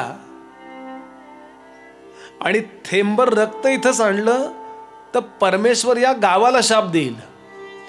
पण इतक्या छोट्या गोष्टीमध्ये शस्त्रास्त्र वापरायची नसतात. खूप लोकांचे खूप गैरसमज आहेत. इतक्या या युट्यूबनी इथे, म्हणजे हनुमंत म्हणले सूर्याला गिळायला गेला आणि त्याची शेपटी पेटल्यावर म्हणे त्यांनी समुद्रात विझवली. काय म्हणे? एका मोठ्या माणसाचं वक्तृत्व आहे. अरे मेल्या, तो सूर्याला गिळायला गेला म्हणजे सूर्य गिळला नाही त्यांनी, तिथपर्यंत पोहोचल्यावर त्यालाही चटकाच बसलाय. मूळ ग्रंथ माहिती नसतो आणि काही कुठल्याही संस्कृतीबद्दल बोलायचं. परदेशात राहत असे तो ओशाळलेला. क्षमा करा मला, करा. मला भेटायला पाहिजे तो एक एक असं वाटतं काही वेळा. कुठल्याही गोष्टीबद्दल ऑब्जेक्शन घेताना आपण नीट अभ्यास केला पाहिजे, मग बोला. असं तुम्ही इतर धर्माबद्दल बोलला असता तर तुम्हाला ठार मारला असतं त्या लोकांनी. एक आम्ही हिंदू इतके सहिष्णू आहोत, काही बोला तरी ऍ करून बसतो आम्ही. लागले दगड मागायला. कसं तरी वाचवत, स्वतःला वाचवलं त्यांनी.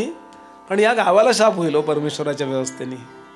सज्जनाचे अश्रू किंवा सज्जनाचं रक्त जिथे पडतं, सतीचे अश्रू किंवा सतीचे रक्त जिथे थांबताना तिथली भूमी संतप्त होते. हे वाक्य लक्षात ठेवा.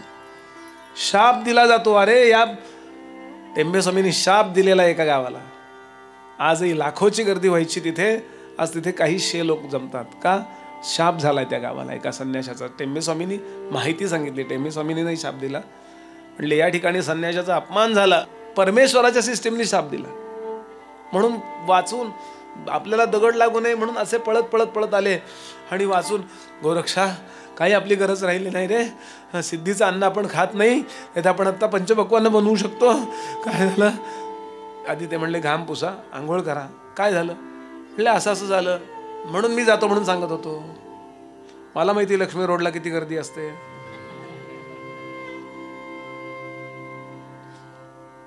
तुझं म्हणणं काय? लोकांना हे नकोच आहे ब्रह्मज्ञान बिंबज्ञान. काय पाहिजे? एका तासाने मेन चौकात या, एका तासाने मेन मुख्य चौकात या. अट एकच आहे, रागवायचं नाही माझ्यावर. ठीक आहे म्हणाले. गोरक्षनाथ गावात शिरले. अलख निरंजन, अलख निरंजन म्हणल्यावर आली बाई ती बाहेर. ते म्हणे 1 शीर पिठाचं ब्रह्म गेलं, हे 1.5 शीर पिठाचं ब्रह्म आलं वाटतं. मारा दगड याला. थट्टेचा विषय झाला होतो. हे कुणाशी बोलले नाहीत. अलख निरंजन करत मेन मुख्य चौकात आले. त्या गावात छोटी गाव असतं, त्यात मुख्य चौक सोपा असतो. हातामध्ये त्यांच्या छडी होती. छडी, वेताची छडी असते त्यांच्याकडे. काही काही गोष्टी असतात त्या नुसत्या तेवढ्या छडीने इतक्या जादूचे प्रयोग करू शकतात ते. काही नाही, ती अशी फिरवली, उंच फेकली, एक 10-20 फूट उंच फेकली, ती स्थिर राहिली. स्वतःचं शरीर कापसापेक्षा हलकं केलं, वरती वरती वरती गेले, मांडी घातली आणि त्या काठीवर 1 फूट अंतर ठेवलं आणि ध्यानस्थ बसले. दगड टाकून दिले लोकांनी. भरा भरा भरा लोक दर्शनाला यायला लागले. यांना आटा लागतो ना, ज्यांचा आटा ढिला होता, 1 तासामध्ये पिठाचे ढीग लागले, फळाचे ढीग, फुलांचे ढीग, दानपेट्या, ट्रस्ट स्थापन, पैसे खायला सुरुवात 1 तासात.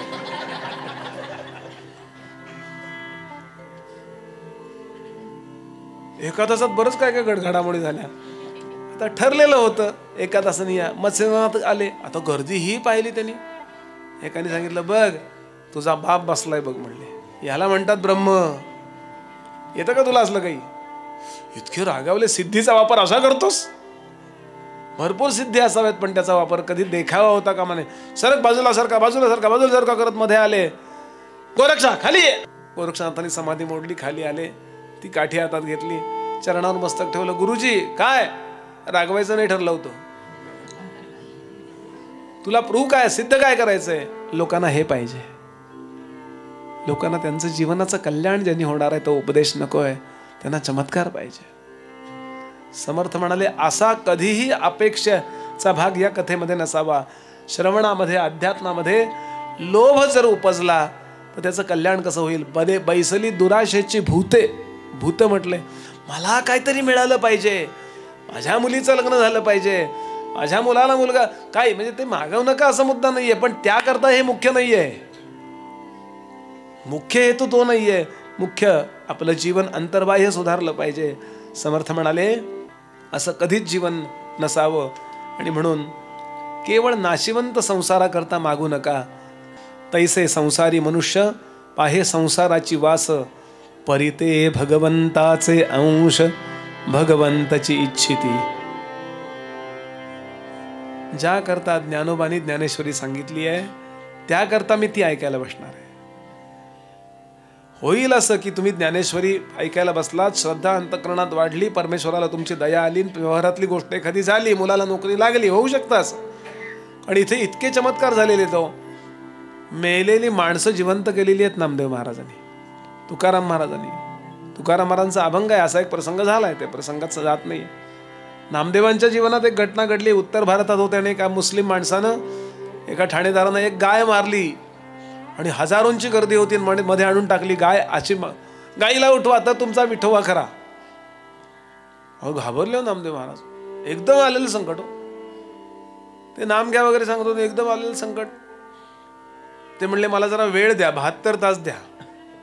72 तास मागून घेतले आणि विठ्ठल विठ्ठल विठ्ठल भजन करत उभे. 72 तासांनी गाय उभी राहिली आणि चालायला लागली. धर्म सोडावा. ही गाय मारली आहे ना, तिचे तुकडे केलेत ना, एवढे एवढे तुकडे करून सगळ्यांना कलिंगडाच्या फोडी वाटल्यासारख्या वाटणार आणि सगळ्यांना मी मुसलमान करणार म्हणला तो. त्याला घाबरले सगळे. म्हणले कोणी उठू नका रे.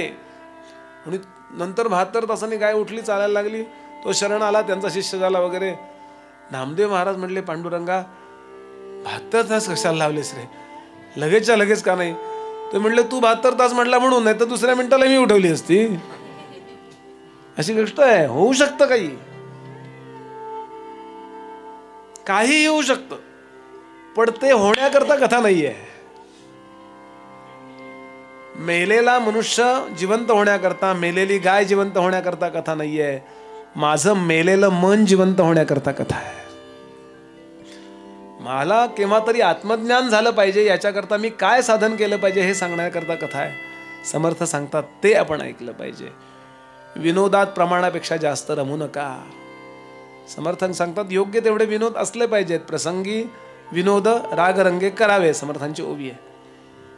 याच्याकरता आमच्या मोरोपंतांची एक आर्या आहे बरं का, पुरी धनाश्री रागातली. मोरोपंत म्हणाले विनोद किंवा नक्कल अयुक्त कीर्तनी, नक्कल अयुक्त कीर्तनी निद्राहरणार्थ नित्य लावावी. नक्कल अयुक्त कीर्तनी निद्राहरणार्थ नित्य लावावी. उदाहरण कीटक दोष हराया, कीटक दोष हराया. तुळशी माझी पलांडू तो लावी. राम राम हरे हरे राम राम राम राम सीतापते राम राम राम राम रघुत्तम राम राम राम राम हरे हरे राम राम. नक्कल अयुक्त कीर्तनी, पण निद्रा हरणार्थ नित्य लावावी. विनोद अवश्य करावेत. कसे? तुळस जर जगत नसेल, तुळस का जगत नाही? तुळशीचं बी अतिशय गोड असतं. आपल्याकरता नाही, कीटकांकरता. आणि नाजूक असतं. तुळशीला असं असं ते मुळं जायला लागली ना खाली की ते कीटक होतात, त्यात बारीक बारीक किडे, आणि ते तुळस खातात. मग काय करावं? शेजारी एक कांदा लावावा. कांद्याला एवढा उग्र दर्प असतो तर कीटक मरूनच जातात आणि तुळस जगते. काय मोरोपंतांची आर्या आहे, काय मोरोपंतांची आयडिया. विचार करा, मोरोपंत बारामतीचे आहेत. ते म्हणाले तुळस जगायला जसा कांदा पलांडू म्हणजे कांदा. नक्कल अयुक्त कीर्तनी निद्रा हरणार्थ नित्य लावावी. कीटक दोष हराया तुळशी माझी पलांडू तो लावी. एक जर कांदा लावला असेल ना त्यात, तर आपोआप तिथले सगळे कीटक मरतात, जमीन शुद्ध होते आणि तुळस जगते. फक्त लक्षात ठेवावं, तुळशी करता कांदा लावलेला आहे, कांद्याकरता तुळस लावलेली नाही आहे. आता आमच्या कीर्तन क्षेत्रात एकाला विनोदाचार्य नावाची पदवी मिळाली आहे परवा. समर्थ म्हणाले नाही, टवाळा आवडे विनोद, उन्मत्तास नाना छंद, तामसास अप्रमाद गोड वाटे. काही लोकांना रसाळ आवडतं, काही लोकांना पाल्हाळ आवडतं. एका पाहिजे रसाळ, एका पाहिजे पाल्हाळ, एका पाहिजे केवळ साबडी भक्ती. अनेक स्तराचे लोक असतात. आगमी पाहे आगम, आगम म्हणजे वेद बर का, किंवा आगम म्हणजे तंत्रशास्त्र. आगम निगम असे दोन शब्द आहेत ना. निगम म्हणजे वेद आणि आगम म्हणजे तंत्रशास्त्र, टेक्निक. हे कुणी सांगितले? शंकरांनी सांगितलेलं आहे. आपण शिवापुराणात पाहिलं होतं ते. शूर पाहे संग्राम, एक पाहती नाना धर्म, इच्छे सारिखे, पण ते ऐकावं. समर्थ म्हणाले ऐसे सांगावे ते किती, आवडी सारिखे ऐकती, नाना पुस्तके वाचिती, सर्व काळ परी परत्र साधने वीण. हा 9वा समास फार महत्वाचा आहे. काय ऐका? तर जेणेकरून आपल्याला आपल्या खऱ्या स्वरूपाची ओळख होईल अशी पुस्तकं ऐका. आता असो हे बहुत, परिपरतर साधणे विण म्हणू नये ते श्रवण जेथे नाही आत्मज्ञान तया नाव कर्मणूक कर्मणा. एंटरटेनमेंट म्हणून आपण कधी प्रवचन कीर्तन करू नये किंवा ऐकू नये. आपल्यामध्ये योग्य बदल झाला पाहिजे, याकरता आपण हे ऐकावं. आता असो हे बहुत ऐकावा परमार्थ ग्रंथ, परमार्थ ग्रंथे विण व्यर्थ गथा गोवी. म्हणून हा समास फार महत्वाचा आहे. नुसतं ऐका नव्हे, काय ऐका हेही समर्थाने सांगितलं.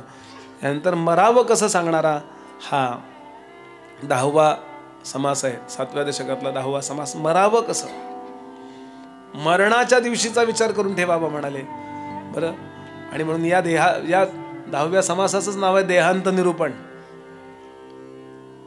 फार देहाला अवास्तव महत्व देऊ नका, योग्य तेवढं महत्व द्या. कारण परमात्म्याने दिलेलं हे साधन आहे, ते उत्तम ठेवलं पाहिजे. म्हणून व्यायाम करा, इंटॅक्ट राहिलं पाहिजे ते मरेपर्यंत देह चांगला. कारण त्यानं दिलेला आहे, त्यानं गिफ्ट दिली आहे. एखाद्यानं आपल्याला काही दिलं की ते आपण क्लीन ठेवतो की नाही, म्हणून तो देह धुतला पाहिजे, तो स्वच्छ ठेवला पाहिजे म्हणून ठेवा. आपला म्हणून स्वच्छ नका ठेवू, त्याचा म्हणून स्वच्छ ठेवा. म्हणजे मरणाची तयारी होते. त्याचा आहे तो घेणार आहे परत, हो थोडीच आपला आहे. योग्य त्यावेळेला मी हो म्हणलो आणि नाही म्हणलो, मला काय विचारणार आहे का तो. एकाने सांगितलं देह हा 5 उसना आणीला, पंचमहाभूतांचा हा उसना आहे. आणि उसना आणलेला पदार्थ आपल्याला परत द्यावा लागतो की नाही. ते कसं द्यावा परत देताना हे समर्थांनी या समासात अतिशय उत्तम सांगितलंय. समर्थ सांगतात, एक माऊलींची ओवी सांगतो म्हणजे हा समास सांगितल्याचं फल मिळेल मला, कारण इतक्या चर्चा झाल्या त्याच्यामध्ये. माऊली म्हणाली कसं जावं, याचा विस्तार आहे या ओवीचा दासबोधात. बरं, झाकले घटींचा दिवा. वारा येतोय म्हणून एकाने घट झाकला, म्हणजे त्याला छिद्र असणारा असा, त्याला ऑक्सिजन मिळेल असा एक टोपली झाकली, असा विचार करा. झाकले घटींचा दिवा, काय नेणो विझाला केव्हा, तयापरी पांडवा देह ठेवी. झाकलेला घट आहे, झाकलेली एखादी टोपली आहे, त्यातल्या आतल्या दिव्याचं तेल तूप कधी संपलं हे बाहेरच्याला कळतं का. कसा तो शांत होतो. इतक्या सहजपणानं आपण जेव्हा येईल तेव्हा तयारी आजच करायची असते. गोंदवलेकर महाराज काय म्हणाले, म्हातारपणची तयारी करता की नाही तुम्ही, हो मग जरा पुढची पण करा. महाराजांचं वाक्य आहे. कारण येणारच आहे, कोणालाही पत्रिका न दाखवता आपल्याला निश्चित माहिती आहे, न हाथी है न घोडा है वहा पैदल ही जाना है. सिनेमावाल्यांनी हेच सांगितलं की नाही, वेगळं सांगूच शकत नाहीत ते काही. आणि याकरता सद्गुरूंना शरण राहा. तुम्ही किती वयोवृद्ध व्हा, ज्ञानवृद्ध व्हा, तपवृद्ध व्हा, काही संबंध नाही. कुठेतरी असं एक ठिकाण असू द्या, तुम्ही समर्थांना माना, तुम्ही ज्ञानोबांना माना, तुम्ही की ते माझे सर्वश्रेष्ठ आहेत.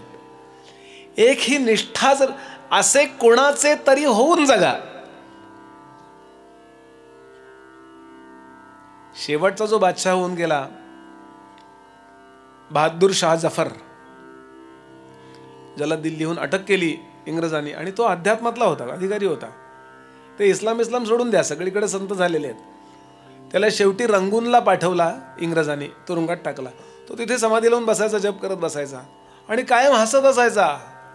राजा होता आणि तुरुंगात कैदी म्हणून राहतोय. त्याला प्रश्न विचारला की अरे कहां से सीखे आप हे, आपण कायम आनंदात कसे असता. त्याचं वाक्य इतकं छान आहे.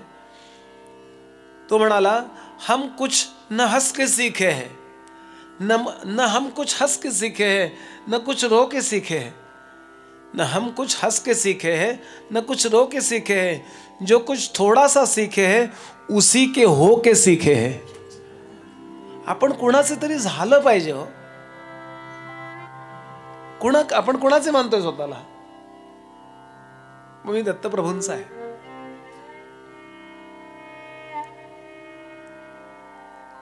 एका संस्थांमधली, नरसोबाच्या वाडीपासून जवळच आहे ते संस्थान,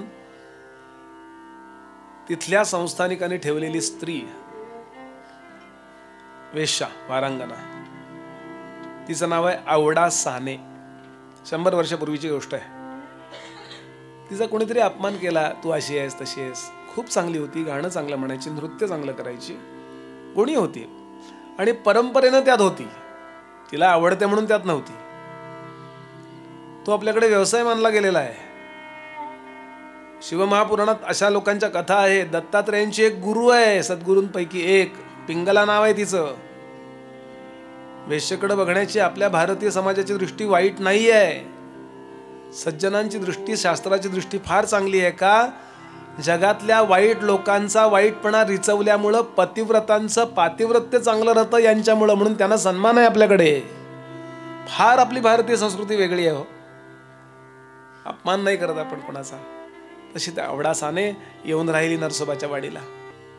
आता ती दारबीर झाली आहेत सगळी. माग दगडी ओवऱ्या होत्या त्या, तिथे राहायची, गावात भिक्षा मागायची आणि दक्षिण द्वारामध्ये भजन म्हणत बसायची. इतका गोड आवाज होता हो तिचा. गोड भजन म्हणायची. दत्तप्रभूंची पालखी निघाली की त्या पालखी समोर भजन म्हणायची, भिक्षा मागून जगायची. लोकांनी तिला आधार दिला, वाडीच्या लोकांनी. संस्थानिक आले, आमचं चुकलं, परत चल, खूप गुणी असतो वगैरे. काय वाक्य ऐकून ठेवाल? नाही महाराज, आता मी दत्ताची झाले. आणि शेवटपर्यंत दत्तांच्या इथे राहिली. आणि एका पहाटे समोरून या लोकांनी नाही भजन म्हणायचं देवाच्या, दक्षिण द्वारात परवानगी आहे त्यांना. तिथे भजन म्हणता म्हणता त्या पायरीवर डोकं ठेवलं तिने आणि प्राण गेले तिचे. मला सांगा, दत्तप्रभू तिचा उद्धार करतील का नाही करणार? तयापरी पांडवा देह ठेवी. हातपाय झाडं, तिकडून नळ्या तिकडून नळ्या, हे आपलं जीवन नाहीये हो. ते प्रारब्ध असेल तर असू देत. अंतःकरणाची रचना काय असावी हे लक्षात ठेवाल. अंतःकरणात अखंड असावं. मी समर्थांचा, मी तुकोबांचा, मी गणरायाचा.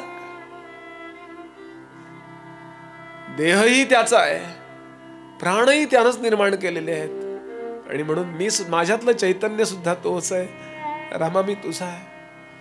आज रामरायाचं अयोध्येचं मंदिर उभं राहिलंय, आपल्याला माहिती आहे. जाऊनही आला असाल किंवा जाऊन याल. अहो, 3 लाखापेक्षा जास्त लोक त्या राम मंदिराकरता मेले तो गेल्या 500 वर्षात. म्हणजे नोंदणी एवढ्या लोकांची आहे.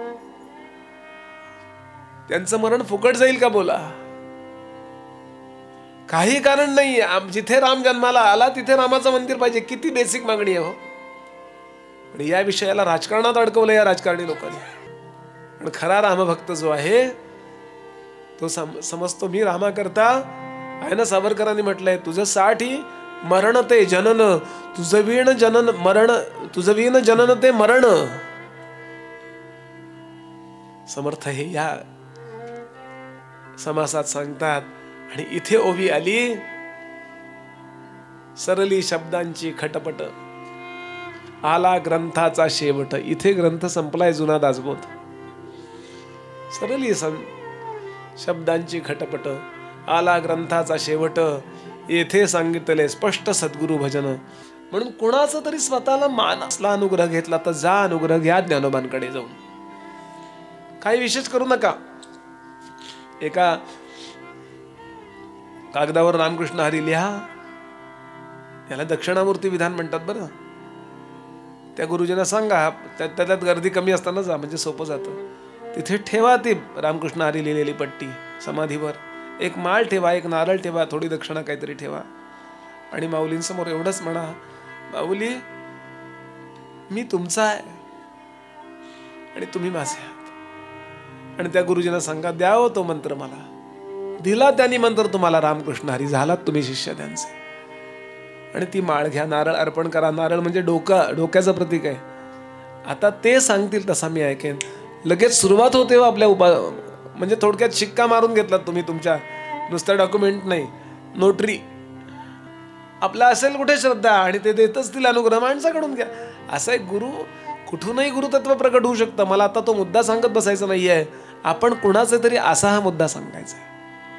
समर्थ सांगतात, सद्गुरु भजना परते काही, मोक्षदायक दुसरे नाही. जयास न मने तेही, जयास न मने तेही, अवलोकावी गुरुगीता. भगवान शंकरांनी पार्वतीला केलेला उपदेश आहे. न गुरोर अधिकम, न गुरोर अधिकम, न गुरोर अधिकम, न गुरोर अधिकम. शिवशासनतः शिवशासनतः शिवशासनतः शिवशासनतः. ब्रह्मांड पुराणामध्ये भगवान शंकर आणि पार्वती देवी यांचा संवाद आलाय. ते म्हणाले फक्त गुरुला शरण, सद्गुरूंना शरण असा, एवढी एकच गोष्ट आपलं पूर्ण कल्याण करणारी असते. श्रोते हो, तेथे निरोपिले बरवे, पार्वती प्रति सदाशिवे, या कारणे सद्भावे, सद्गुरु चरण सेवावे. हा ग्रंथ नेहमी वाचा. समर्थांना वाटलं होतं इथपर्यंतच होईल, एवढ्याच रचना, पण नंतर इतकं लेखन झालंय. 8वा दशक आहे, समर्थांनी पूर्वीच लिहून ठेवला होता, आता येणार आहे तो. आणि उरलेले कुठं कुठं इकडे काही लेखन झालं, गप्पा मारता मारता इकडे झालं, आणि असे उरलेले पुढचे सगळे 12 दशक लिहून झाले होते. आणि ते सगळं कलेक्शन भीमस्वामी तंजावरकरांनी केलं. आणि समर्थांनी देह ठेवण्यापूर्वी 15 दिवस हा 200 समासांचा दासबोध समर्थांच्या हस्ते गडावर याचं प्रकाशन झालंय, बरोबर 15 दिवस आधी. म्हणजे दास नवमीला, रामदास नवमीला समर्थ गेले, दासबोध नवमी म्हणजे शुद्ध नवमी दासबोधाची जयंती आहे, आणि वद्य नवमी समर्थांनी देह ठेवलाय, बरोबर 15 दिवस आधी. म्हणून या पुढच्या समासाचा विचार करूया, पण तत्पूर्वी आपण एक 10 मिनिटाचा ब्रेक घेऊया, आणि मग चहा पिऊन काय जे असेल ते करून आपण परत येऊया. राजाधिराज प्रभु रामचंद्र भगवान की जय. जय जय रघुवीर समर्थ.